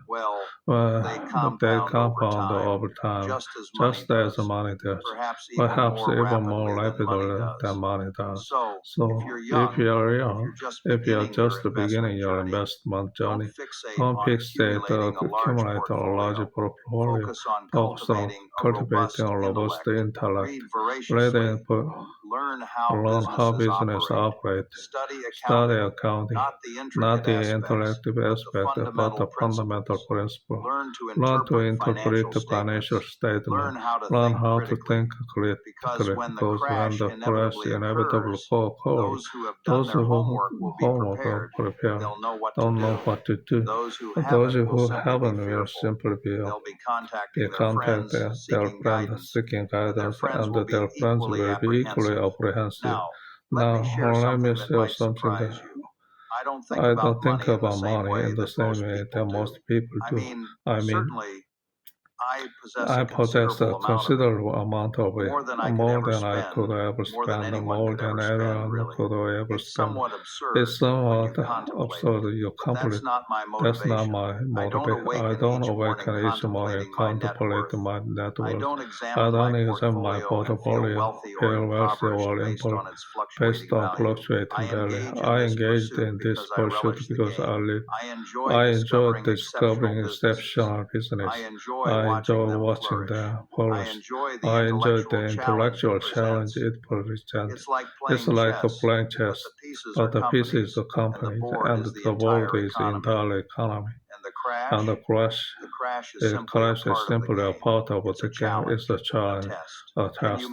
Can you maintain your composure when everyone else is losing theirs? Can you discern opportunity when everyone else perceives disaster? Can you act decisively? Everyone else is paralyzed. That's what distinguishes the competent investor from exceptional one. It's not intelligence, it's not education, it's temperament. Let me tell you about my partner, Charlie Munger. Charlie passed away not long ago. I missed him dearly every single day. We worked together for what was it, 60 years? Something along those lines. More than half a century. We spoke on the phone nearly every day, and Charlie was more intelligent than I am. I concede that readily. He won't mind me saying so now. He could He could anticipate anticipate events I couldn't even pass. He read He read everything, philosophy, psychology, physics, history, everything. And he And he synthesized synthesized all in ways I never could. But Charlie taught me that was most invaluable. He used to say, the big money is not in the buying or selling, it's in the waiting. You see, most people are incapable of waiting, become restless, they become anxious. They feel compelled to do something they want to feel. but the best investors are comfortable doing nothing, even for years at a time. They acquire a great business and then simply hold on to it, allow it to grow. They allow it to compound. They don't monitor the stock price daily. They don't pray on quality results. They simply wait. 20 or 30 years, they awaken, find themselves wealthy. It's not complicated, but it's not easy either. Because waiting requires discipline. It requires confidence. It requires ignoring everyone around you doing something different. I often think of my father. He was a stockbroker and lost a considerable amount during the Great Depression. I suspect that's why I became so fixated on not losing money. The impact it had on me. I witnessed the impact it had on our family. I made a decision at a young age, probably around 6 or 7 years old, resolved to never experience that feeling, never be in a position where I was desperate. I was compelled to sell something because I desperately need the fund. So I've always been conservative, perhaps excessively conservative at times. I have two rules. Rule number one, never lose money. Rule number two, never forget rule number one. People assume I'm joking and I say that but I'm not joking. You see, if you lose 50% of your money, you need to generate 100% of return to recover your loss. That's a long and some people never recover. So the key is to avoid losing it in the first place. And the way you accomplish that is by patience, by being disciplined, and not engaging in foolish activities, by not utilizing leverage, by not betting a single idea, by not panicking during market downturns. It's honest, I know, but it works. So let's discuss 2026. I don't know if the market will crash then. Perhaps it will. Perhaps it won't.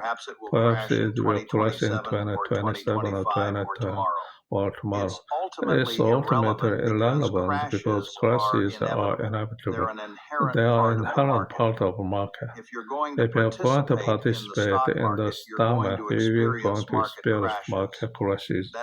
That's simply the reality. But let's assume that it does crash. Let's assume that market decline by 30%, 40%, or 50% over the next year or two. What will you do? Will you panic or liquidate your holding on the bed? While you take a deep breath, retrieve the list of companies you're searching and begin buying. Because I assure you, the individual who bought during the crash was the one who prospered on the other side, not one who sold, not the one who panicked, but the one who remained composed, the one who recognized sales for what it is. Let me say something else.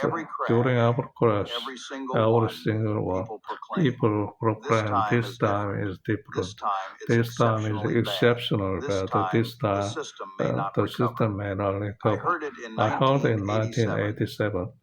I heard it in 2000. I heard it in 2008. I'll undoubtedly hear it again next time. You know what? It's never different. Oh, the specifics are different. The narrative is different. The outcome remains the same. Market recover, business continue. Why? Because people continue to innovate. They'll continue to solve problems. They continue to awaken each day with the intent of improving things. As long as the economy grows, the stock market grows. It's really that simple. Now, I want to address something uncomfortable fear. You see, during a crash, you are going to experience fear. Genuine fear, the kind that keeps you awake and not the kind that induces atomic discomfort. I believe one of the most mistakes people make is to believe that investing is intricate. Assuming you need software, insider information, and a grasp of complex delivery and option strategies. That's simply not true. Investing everything is straightforward and not easy, not straight. identify a good business, you acquire it at a reasonable price, and you hold it for the long term. That's it. Everything else is just noise. The talking head on television noise. The hot stock tips from your brother-in-law noise. The prediction about market trajectory noise. Just concentrate on the business. Is it a sound business? Does it generate revenue? Will it still be generating revenue 10 years from now? The answer is yes. Buy and forget about it. Let me tell you about a mistake I made later on 996 during the dot-com boom. Everyone was profiting from tech stock. Everyone tech and people constantly inquiring, Warren, why aren't you buying tech stock? You're missing out. And I would respond, I don't understand them. I lie outside my circle of competence. And people assume I was out of touch with my plan. And you know what? For a while, I was missing out. The Nasdaq was increasing by 50% or 100% per year.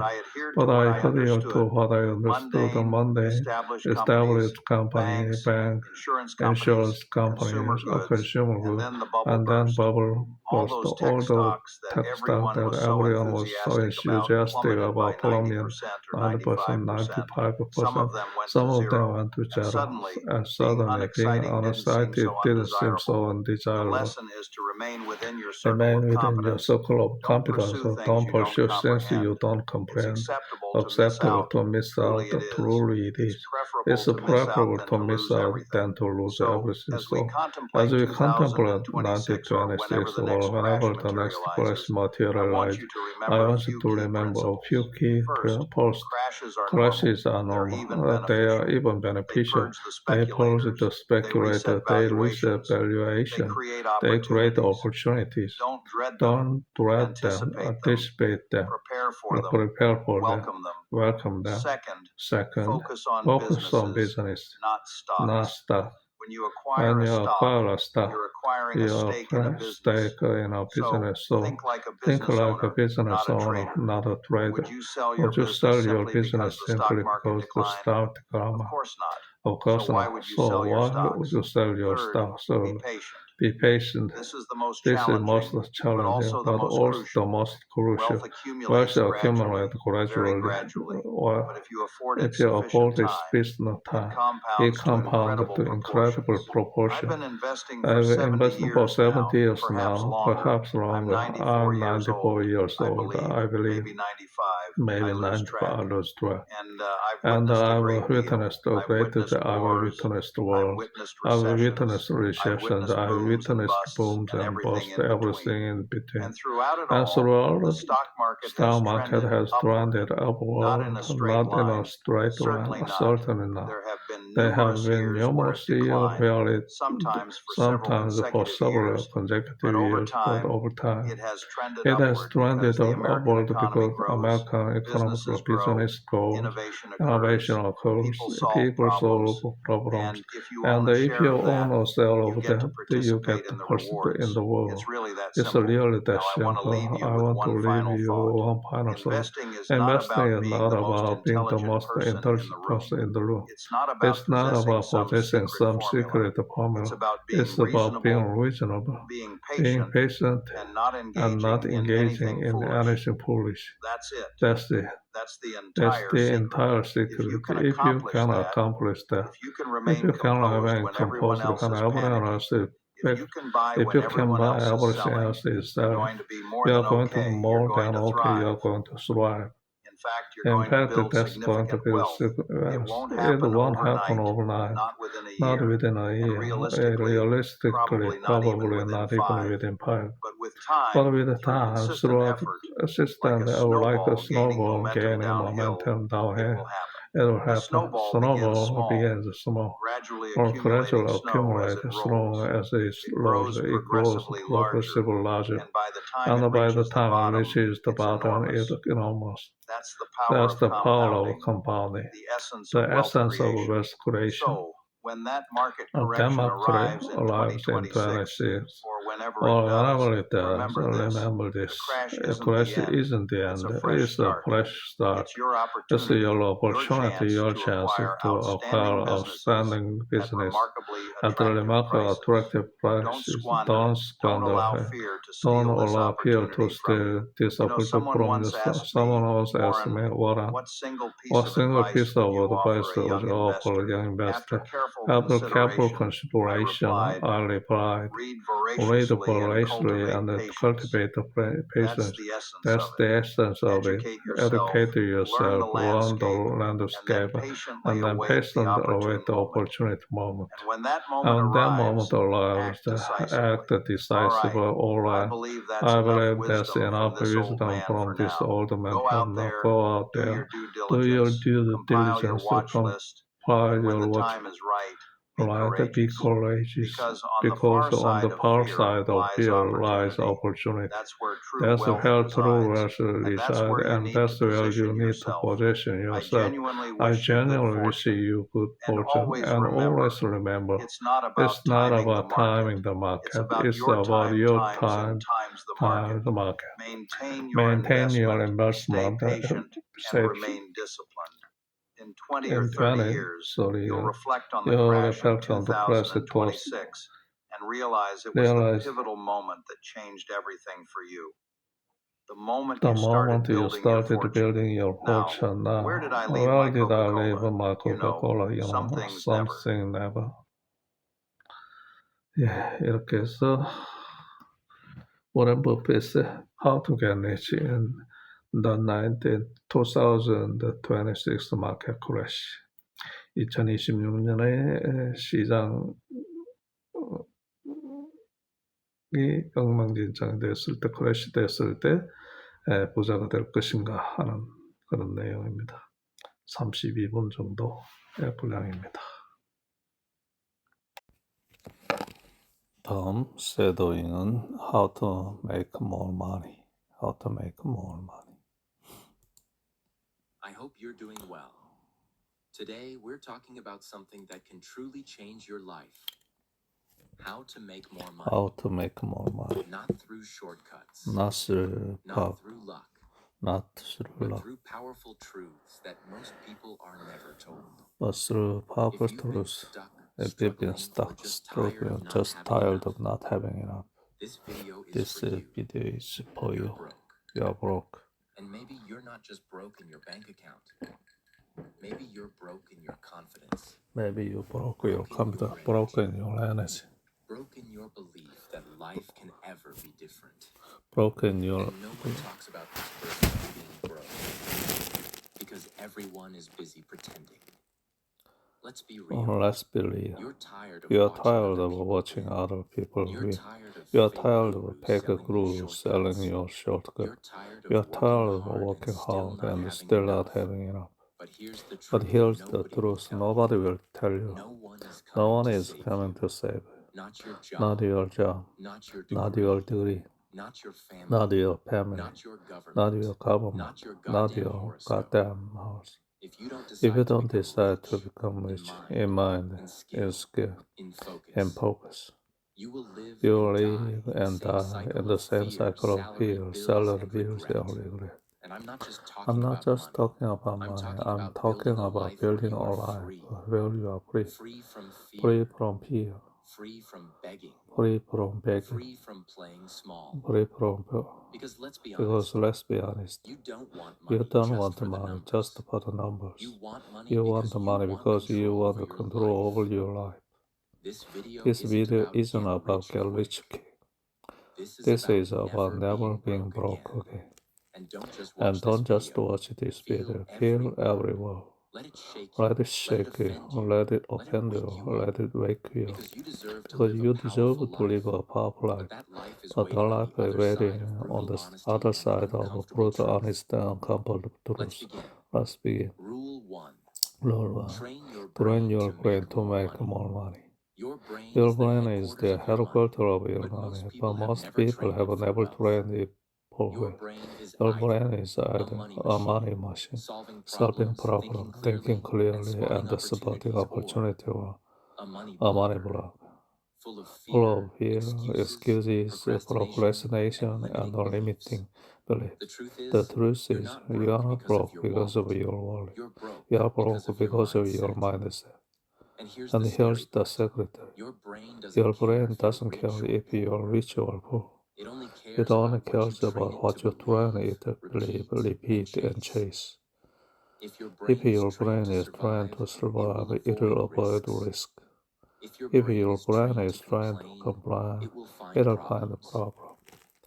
If your brain is trying to consume, it will stay lazy.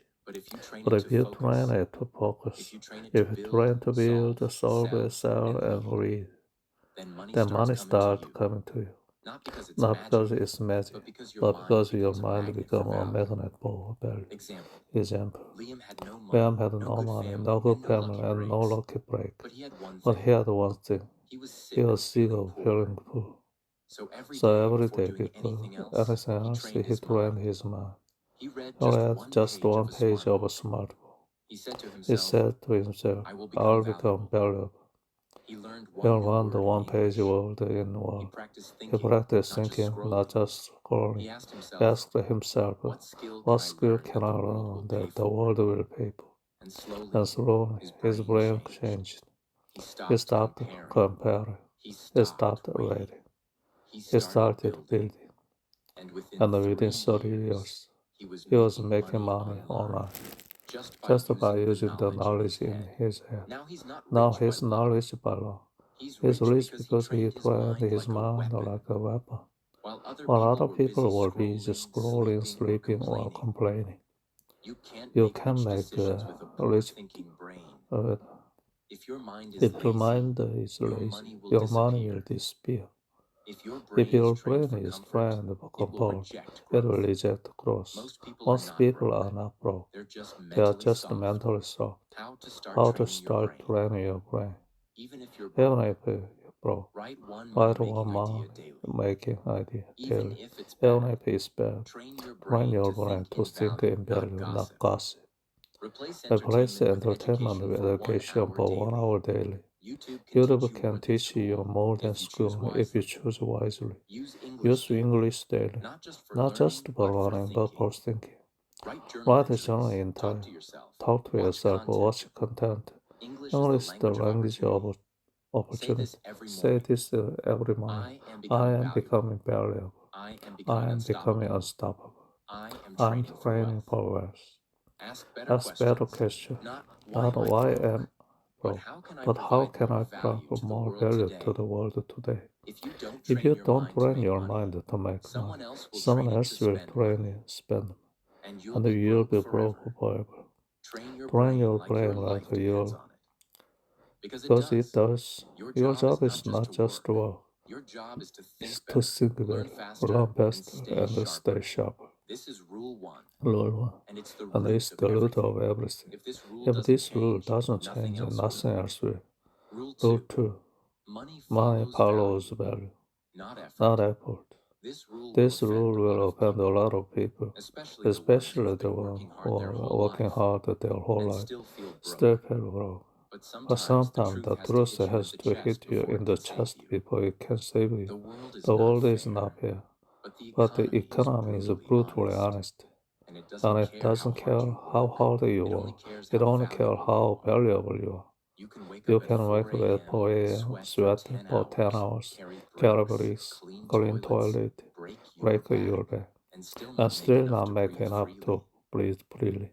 While someone else sit at a desk 3 hours and make one decision, write one line of code, close one deal, and earn in a day what you make in 6 months. That's not because life is unfair. It's because it is true. Money doesn't care about effort. It chases value. And value means you solve a real problem. You do it in a unique, rare, or skillful way. You do it for the right people. You do it better than others. And most importantly, people eat what you do badly enough to pay for it. There are people who work hard, and there are people who work in a way the world doesn't reward. A man in a village carried 50 bricks on his head effort. But nobody values it because a machine cannot do it best. Another person built a website where thousands of people book service value. They did less physical effort, but their idea solves a real problem at scale. Let's say someone makes a beautiful paper art. She's been doing it for years. Her hands bleed. She spent hours crafting every piece. But she earned it. She's tired. She's invisible. She's struggling. Then someone else created a template on Canva, posted it online, and sell it 1,000 times a day. They never meet a single customer, but their income grows while they sleep. Why? Because one person is chasing perfection, the other is chasing scalable value. Working hard without being valuable is like shouting in language no one understands. You are screaming, but the world can hear you. If you want more money, ask yourself this question every single day. How can I become more valuable to more people, starting today? And not in theory, in skill, in clarity, in service, in problem solving. You become valuable when you know something people need. You can do something people can't do themselves. You can explain it, sell it, deliver it, consistently. You help others save time, energy, emotion, or money. You don't just do, you deliver result. And here's the golden rule of high energy. The faster together you can solve an important problem, the more you will be paid. Three types of effort that don't create money. Watch out. 1. Blind repetition. Doing the same thing every day that anyone else can do. Example. Typing simple data entry for 8 hours, no real value created. That job is easy to replace. Invisible effort. Working hard in private without show. Example. Studying alone for 6 years without publishing, applying, or producing something. You are preparing forever, but earning nothing. Misplaced effort. Helping people who don't pay or working hard value is not recognized. Example. Building an amazing skill, but offering it in a place where no one sees it, understands it, or respects it. All the effort. You. I work 20 hours a day. I create a solution people pay for. I want to raise. I'm going to become too valuable to ignore. Nobody notices me. I'll make myself impossible to miss. Hard work pay off. Smart calculation get paid instantly. If you want to stop struggling with money, stop asking how to work harder, and start asking how to become more valuable. Because in the real world, money doesn't chase sweat, it chases solution. And the people who understand that, people never Rule 3. Learn skill that make money. Start like this. The income you want is hidden inside the skill you haven't mastered yet. And this rule is not optional, because skills are the new money. If you don't have them, you'll be stuck. If you grow them, you'll be free. Let's face it. Most people say, I want to make more money. But they never stop to ask, what skill am I learning? Actually create income. Because school never taught them this. Because culture says, just work hard. Because nobody else said down. Money is a reward for solving problems. Skills are your tools. Without them, you're powerless. These skills that solve a real-world problem, and the people pay to have them themselves. Communication, speaking, copywriting, sales, design, graphic branding, UX, coding, web, app software, marketing, SEO, email content ad, video editing, content creation, English fluency, teaching online coaching, strategic thinking consulting, leadership delegation, system building. If you don't upgrade your skill set, your dream life will stay a dream. If you don't sharpen your tool, you will keep swinging at the tree and getting tired without result. A man with a sharp axe can do more in 10 minutes than a man with a blunt stick in 3 hours. People say, I'm not paid enough. The truth. You are not paid based on your level. You are paid based on the market value of your skill. If you are doing something that a million other people can do, you are replaceable. If you are doing something rare, in demand, and powerful, you are paid well. There was a young man who worked as a wife. He smiled a lot, worked hard, stayed late. But he realized his job had a ceiling. So for 6 months, every night after work, he studied digital marketing on his cracked phone. No fancy course, just free YouTube and blog. He practiced ad copy, sales page. One day, he offered to run ad for local gym for free. They got 22 new clients in a week. He started charging them. Then $1,000 a month. Then built an agency. Today he earns $80,000 a month from Moreland. Same brain, different skill, different life. If you don't learn new skills, you will keep begging for opportunities. If you master a high-value skill, you will have people begging to work with you. How to use this rule, even if you are a beginner. Pick one high-income skill, not 10. Focus is freedom. Practice daily, even 30 minutes. Don't wait for perfection. Offer it for free at first. Prove your value. Collect testimony. Build trust. Raise your price as your skill grows. Build a portfolio. Even 3 simple exams can get you paid. Use English daily to double your reach. Money is not mysterious. It follows who solve problems. And you solve problems better than rare, useful modern skill. Learn a new skill. Practice it like your life depends on it. Because it does. Rule 4. Money grows, hell attention grows. If nobody knows you, nobody pays you. You could be the most talented person in the world. You could be skilled, disciplined, consistent. But if no one sees you, hears you, trusts you, or remembers you, you stay broke. And this is the silent tragedy of millions of people. They are good at what they do, but they are invisible in the marketplace. And the marketplace doesn't reward invisible excellence. It rewards visible. Think about 2 restaurants. One is deep in a side street. Incredible food, amazing service. But no board, no Instagram, no delivery apps. It stays empty. The other is average, but it's on the main road. Big sign, beautiful photo. Ads on social media. It's full every day. What's the difference? One focused on being perfect, the other focused on being visible.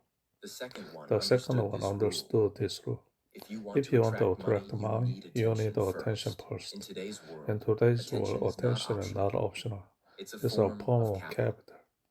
If you can get people's attention, use it wisely. You'll never struggle with money again. Because attention brings opportunity, trust, client, visibility equals credibility equals credibility. So how do you get attention? You don't have to be loud. You don't have to dance. You just have to consistently show how people are already looking. That means create content around your skill. Share your progress publicly.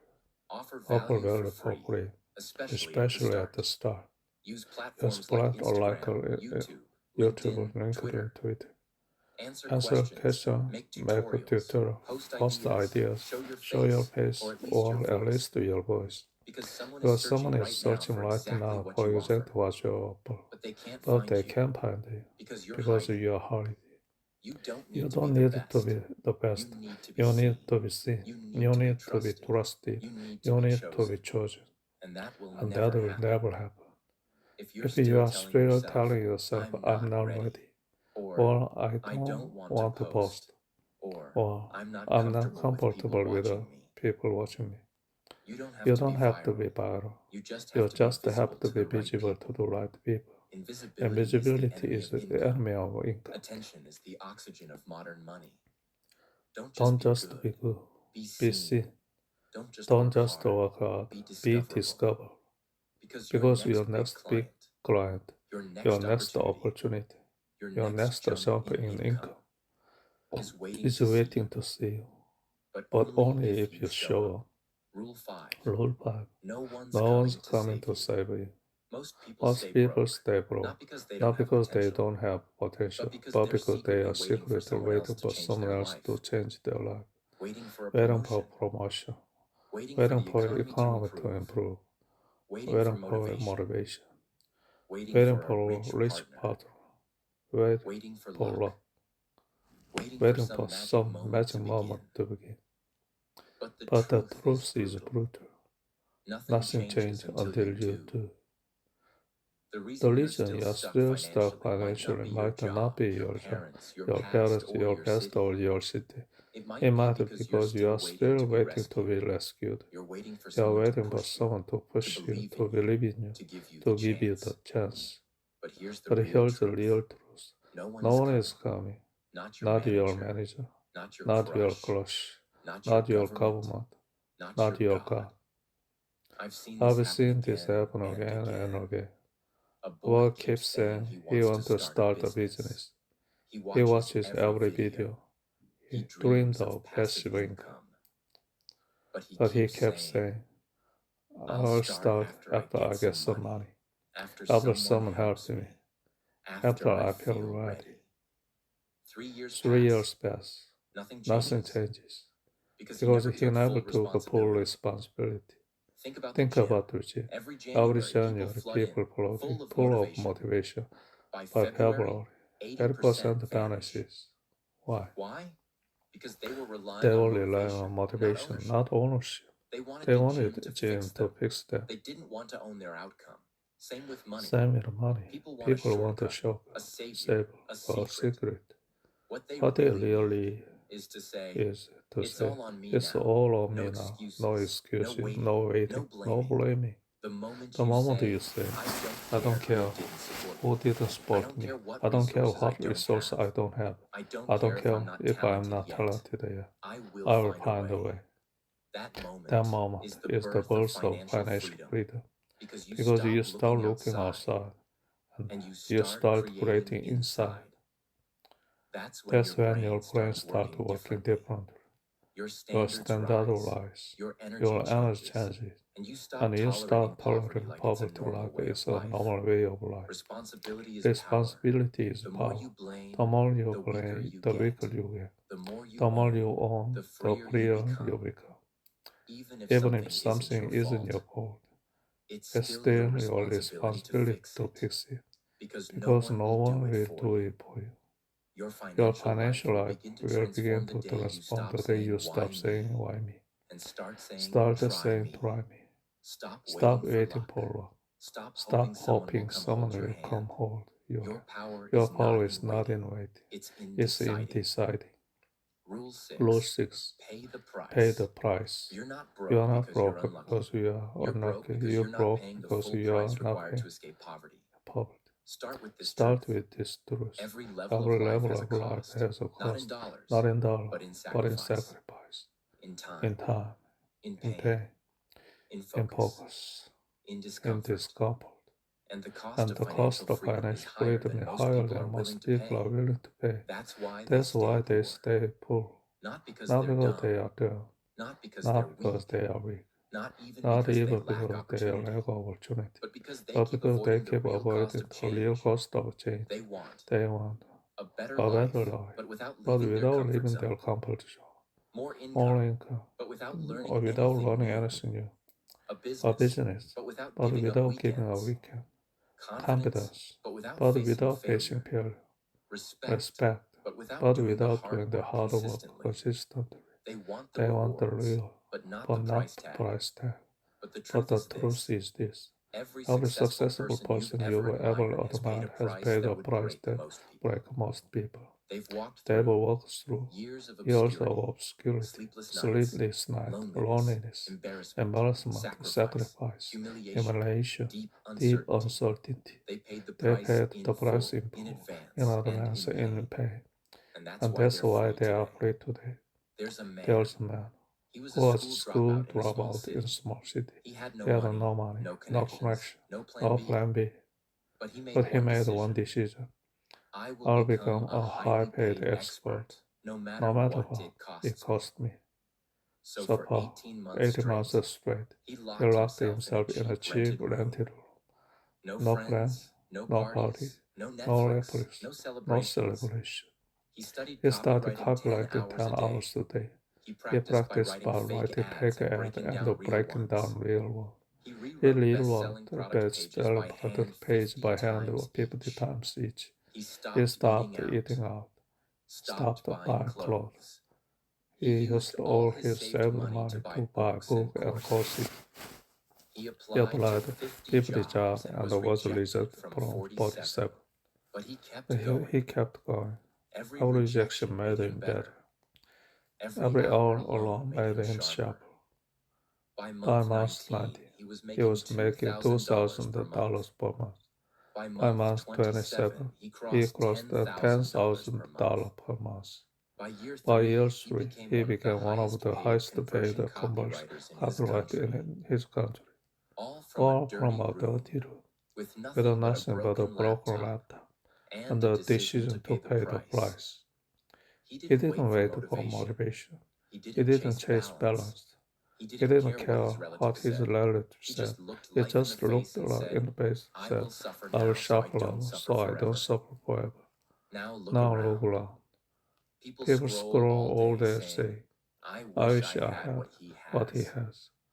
I wish I had that success. But they forget.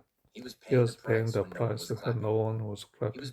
He was bleeding in silence, while others were relaxing. He was satisfied. And that's the rule of money. You don't get to be rich without paying. You only get to choose. Pay in advance with sacrifice, or pay forever with struggle. Let me explain this in the simplest way. Imagine you want to climb a tall mountain. At the top is the life you want, the view, the peace, the reward. But the climb is hard. It's steep. It's hot. It's cold. You feel alone. That's the price. Most people quit halfway up because the pain is too much. So they go back down and pretend they didn't really want the top of it. But the few who keep climbing, they don't complain about the pain. They understand the view from the top is only for those who are willing to breathe to get there. If you're still trying to get a discount on success, if you are still if you're still waiting for balance, you're not ready to be rich. You must pay the full price in full, in advance, without complaining. That's the difference between dreamer and doer, and that's why some still stuck forever, while others climb out of hell and build a life never escape from. Rule 7. Never enough. Most people don't fail because they are not capable. They fail because they settle too early. They get one job and stop learning. They reach one goal and stop growing. They get some money and start spending instead of compounding. They beat one enemy, then fall asleep, and wake up 3 years later wondering where their edge went. They confuse the checkpoint with the finish line, and that's where the fall begins. There was a man who started freelancing in design. For 2 years, he hustled, improved daily, practiced every night, took one low-paying job just to build skill and trust. And one day, he clicked. He got 3 international clients. He made 5,000 months His friends called him Friends called rich. him rich. He called He himself called himself successful. successful. So He stopped learning. He He stopped stopped improving his skills. skill. He He rejected small jobs. jobs. He He slept slept in. started Started scrolling more, scrolling more. got a bit lazy Got a with bit lazy deadlines, with didn't deadline. upgrade Didn't his upgrade systems. his system. At first, At first, nothing seems wrong. but within But within months, months, his best client left him. His portfolio started to feel old. His His competitor overtook him. By the time he realized what happened, his income dropped back to $1,000 a month.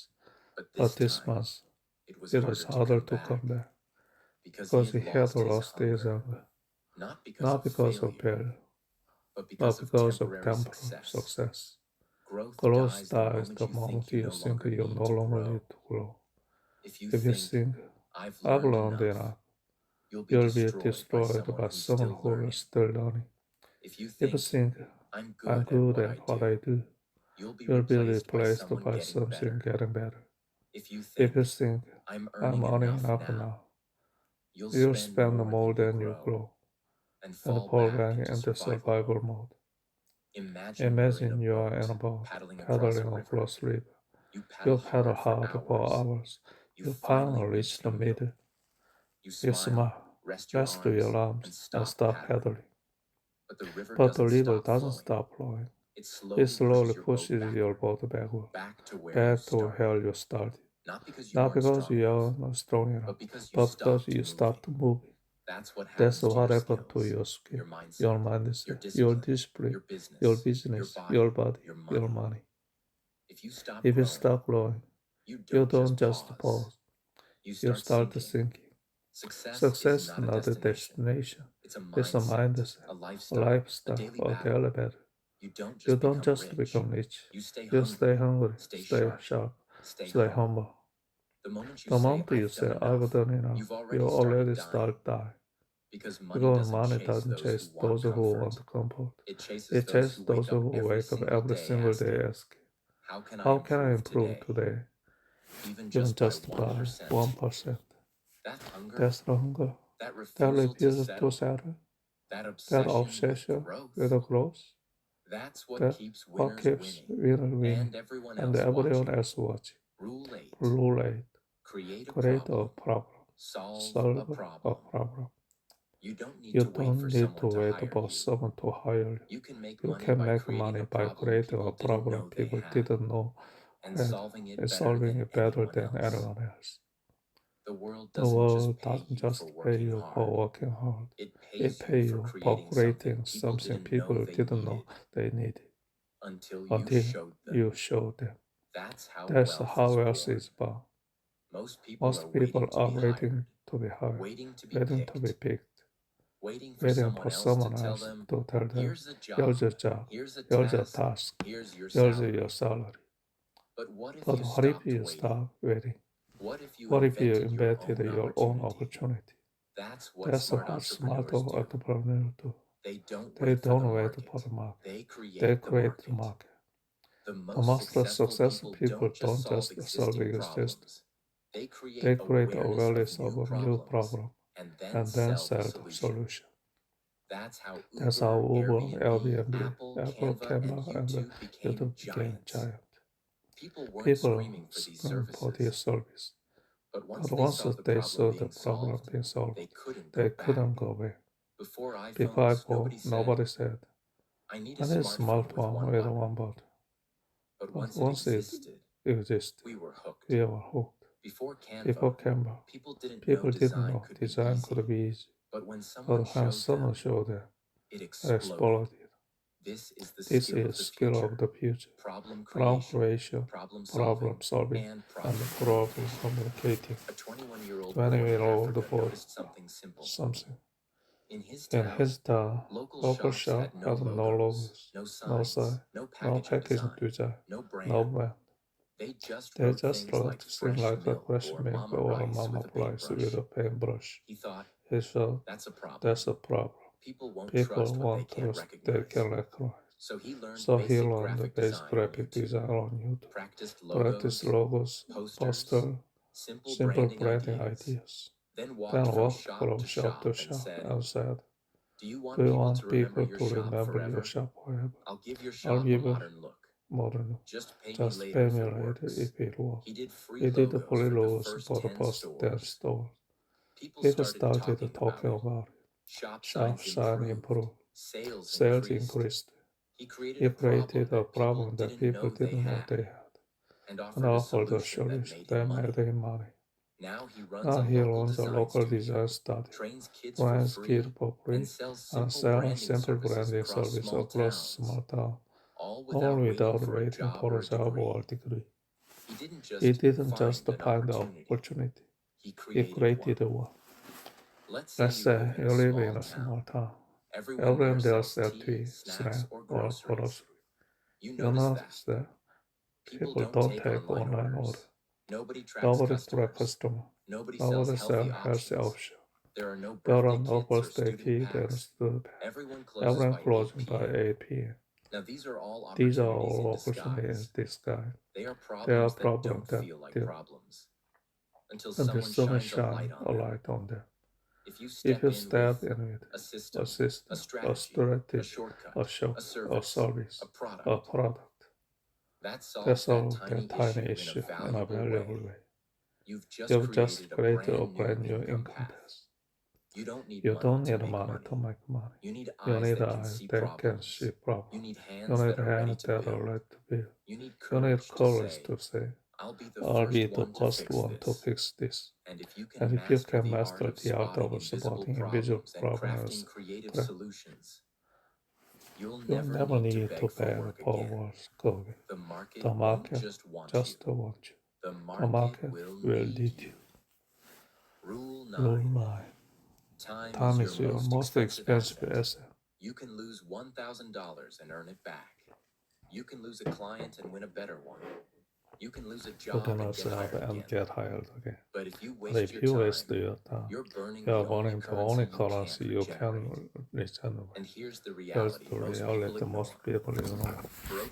Broke people treat time unlimited. Rich people treat time because time is what turns skill into mastery. Time is what turns effort into freedom. Time is what turns ideas into income.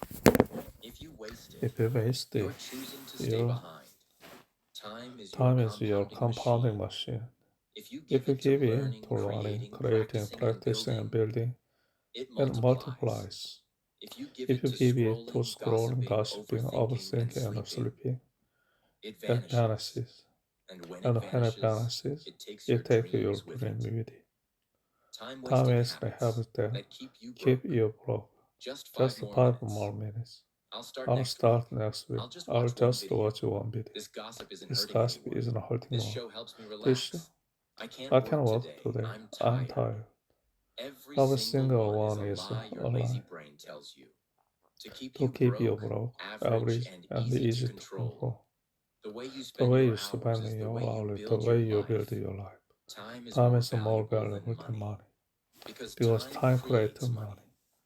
If you want to be rich, don't start by counting your rules. Start by counting your minutes. Every second you waste, someone else is using it to run, sell, build, speak, and grow. And 6 months from now, they'll be ahead of you. Not because they are better, but because they respect time. And you did it. Rule 10. Stop trying to look rich. One of the biggest people stay broke is they are addicted to looking successful instead of actually becoming successful. They want to look rich on Instagram. They want people to think they've made it. Buy phones they can't afford. Shoes that don't match their bank balance. Clothes they wear once but pay for all year. Cars that least impress people who aren't even paying attention. Here's the ugly truth. Most people you think are rich are actually drowning in them. They just got good at dressing insecurity. You want to know who's really rich? The quiet one building an online store from his room. The girl who wears the same jeans every week but owns stock. The guy who takes the bus while he's saving quiet to grow. The woman who skipped this bit but not correct. Real was whisper. Fake was screams. There was a young man who got his first $5,000 per month. On the outside, he looked like a rising star. Bought a new phone on the ate out 4 times a week. Ordered clothes and accessories constant. Took a weekend trip every 2 months. He never saved, never invested. But his Instagram, full of filters, resort, fancy coffee, watches, and brand mode caption. People messaged him. You are living the dream, bro. But behind the scene, he was borrowing money from his cousin to pay rent. His bank balance was $100 at the end of every month. And when he downsized after a month, he had nothing. No savings, no skills, no plan. Just the pressure to keep looking like he was winning, while silently collapsing. It took him 2 years to recover, not just financially, but mentally. Because the emotional cost of pretending looking rich is so expensive, temporary, and fake. True wealth has no law, has no audience, doesn't need to shout. It's in your emergency fund, it's in your skill, it's in your cash flow, it's in your ability to walk away from things that don't serve your future. You can impress the world and stay broke. Or you can ignore the world for 2 years and never worry about money again. Stop trying to win the attention of people who aren't paying your bill. Stop chasing the money from likes. Start chasing freedom. Because the one who quite build it, they win forever. Rule 11. Poor people spend first. Rich people invest first. If you earn $50 and you instantly spend $10 on food, shoes, gift, pizza, and subscription, you've just trained your brain. Every time I got money, I must get rid of it. That habit becomes a pattern. That pattern becomes your lifestyle. That lifestyle becomes your prison. There was a girl who started selling handmade candles online. She made her first $200 profit on 1 week. Excited, she bought clothes, a Bluetooth speaker, and celebrated with her friend. The next week, sales dropped. She had no budget left for new material, no ad, no packing, no backup. She posted, business is hard, but the truth, she didn't invest. She spent.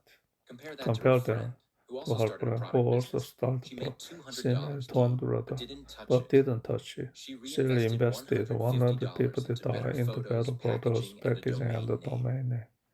Sales doubled, then tripled.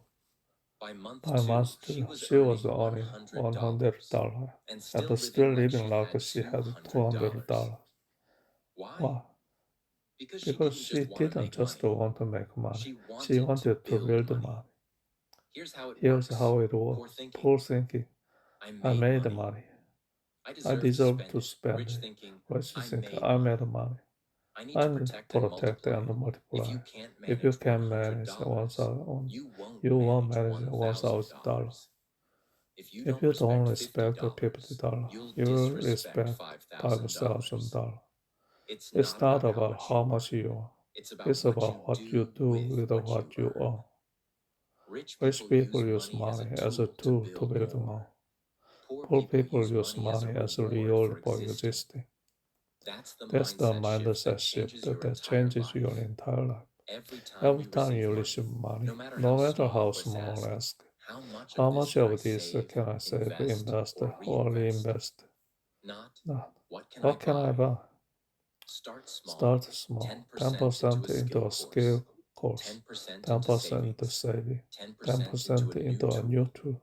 Even $20 invested in your business is better than blowing $200 on validation. Poor people see money as a moment. Rich people see it as a momentum. Every dollar you keep, reinvest, or redirect to grow become a seed. Every dollar you spend impulsively becomes a lost branch. And if you plant enough seed now, one day, your money will start working harder than you ever could. That's when you stop trading time for survival and start building a life of real wealth. Rule 12. No one becomes rich by accident. Success is not fate, it's not genetic, it's a system, and the system are built by design.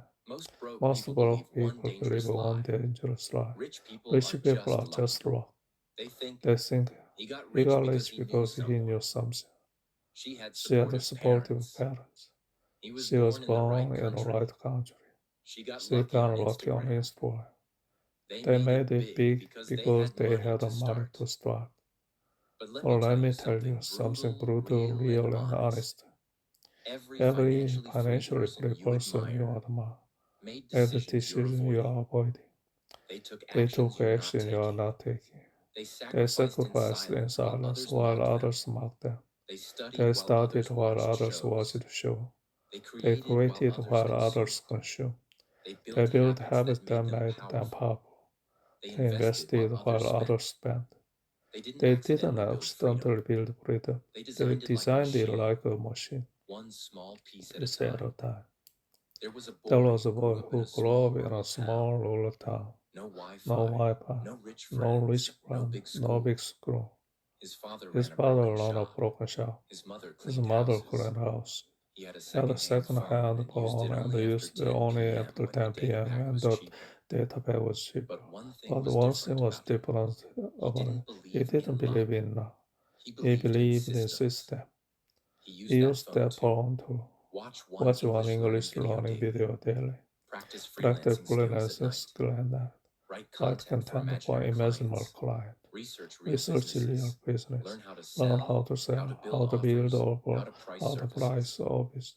He created a daily checklist, 10 page reading, 1 page to real business, 1 skill upgrade, 10 minutes of silence for idea, 1 rejection, success badge.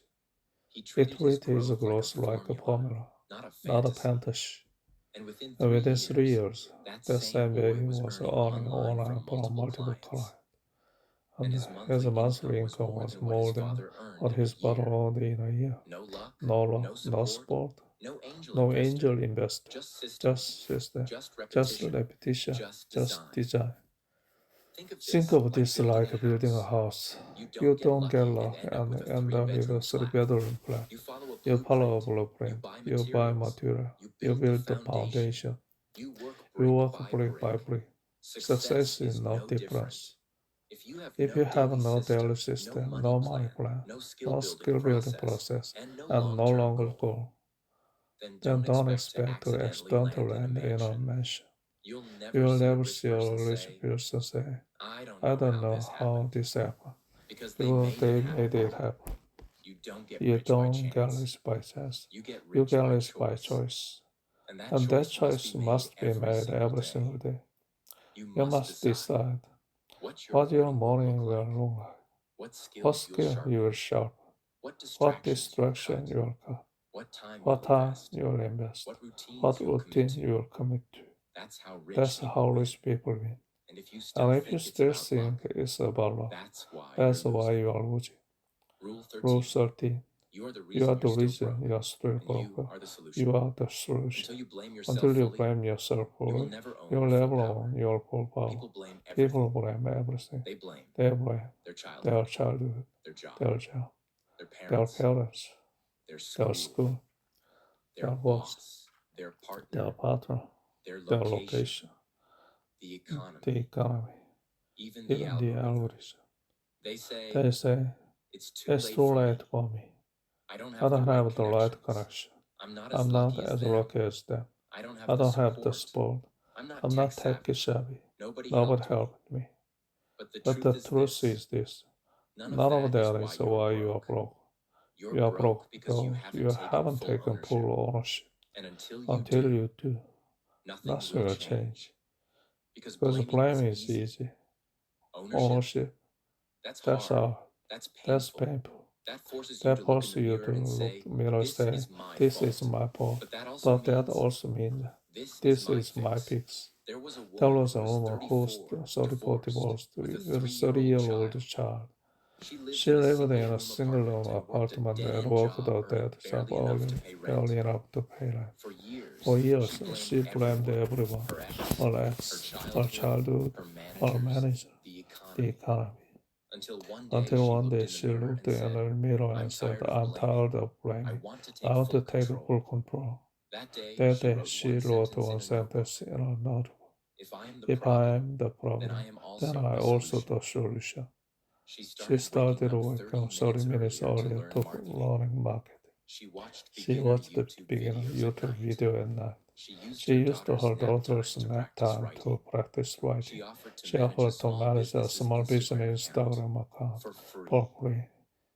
Got result, then charged, then built, then scaled. 2 years later, she wasn't just making more money. She was in control of her time, of her skill, of her income, of her competence. She didn't just accept poverty, she accepted the blame. And that was a real breakthrough. Blame makes you feel good for 5 minutes. Ownership makes you powerful forever. The moment you say, it's my fault, I'm not learning daily. It's not my fault I waste time on my phone. It's my fault I don't have a saving system. It's my fault I haven't started a skill properly. That moment becomes the birth of your new life. Because if it's a new fault, you can fix it. But if it's always someone else's fault, you will never have the power to change it. Your biggest enemy is not it's your excuses. Your greatest asset is not your bank account, it's your responsibility. You are not stuck because of the world. You are stuck because you haven't decided to break yourself out. And when you start waiting and start owning, that's when everything begins. You have now learned sorting of the most brutal and more emotional powerful money rules ever created. But Rule 30, that's where your older life ends and your new one begins. Because when you stop saying, it's not my fault, and start saying, I'll fix everything, starting today, that's when you win. If you are still here, that means that means you are doing blind. You are done waiting. You are done living paycheck to paycheck, not just financially, but emotionally, mentally, spiritually. And now, you know the truth. Money is not just about number. It's about discipline. It's about self-respect. It's about system. And most of all, it's about ownership. You have two choices from here. Watch another video and forget everything. Or wake up tomorrow as a new person. Not someone who hopes, but someone who built, who trusts their time, who learn daily, who create value, who start pretending and start rising. The version of you are ready to become. Then don't just watch this video living. If this video hit your heart, if you felt something shift inside you, if you whisper to yourself, this is exactly what I need, then do one thing, subscribe to this channel. Because this is not the end of your journey, this is just the beginning. And every week I'll be right here to remind you who you are becoming, to teach you how to never go broke again, to help you build the strongest version of your mind, your money, your life. So hit the subscribe button and welcome to the most powerful chapter of your life. 이렇게 해서 끝이 났습니다.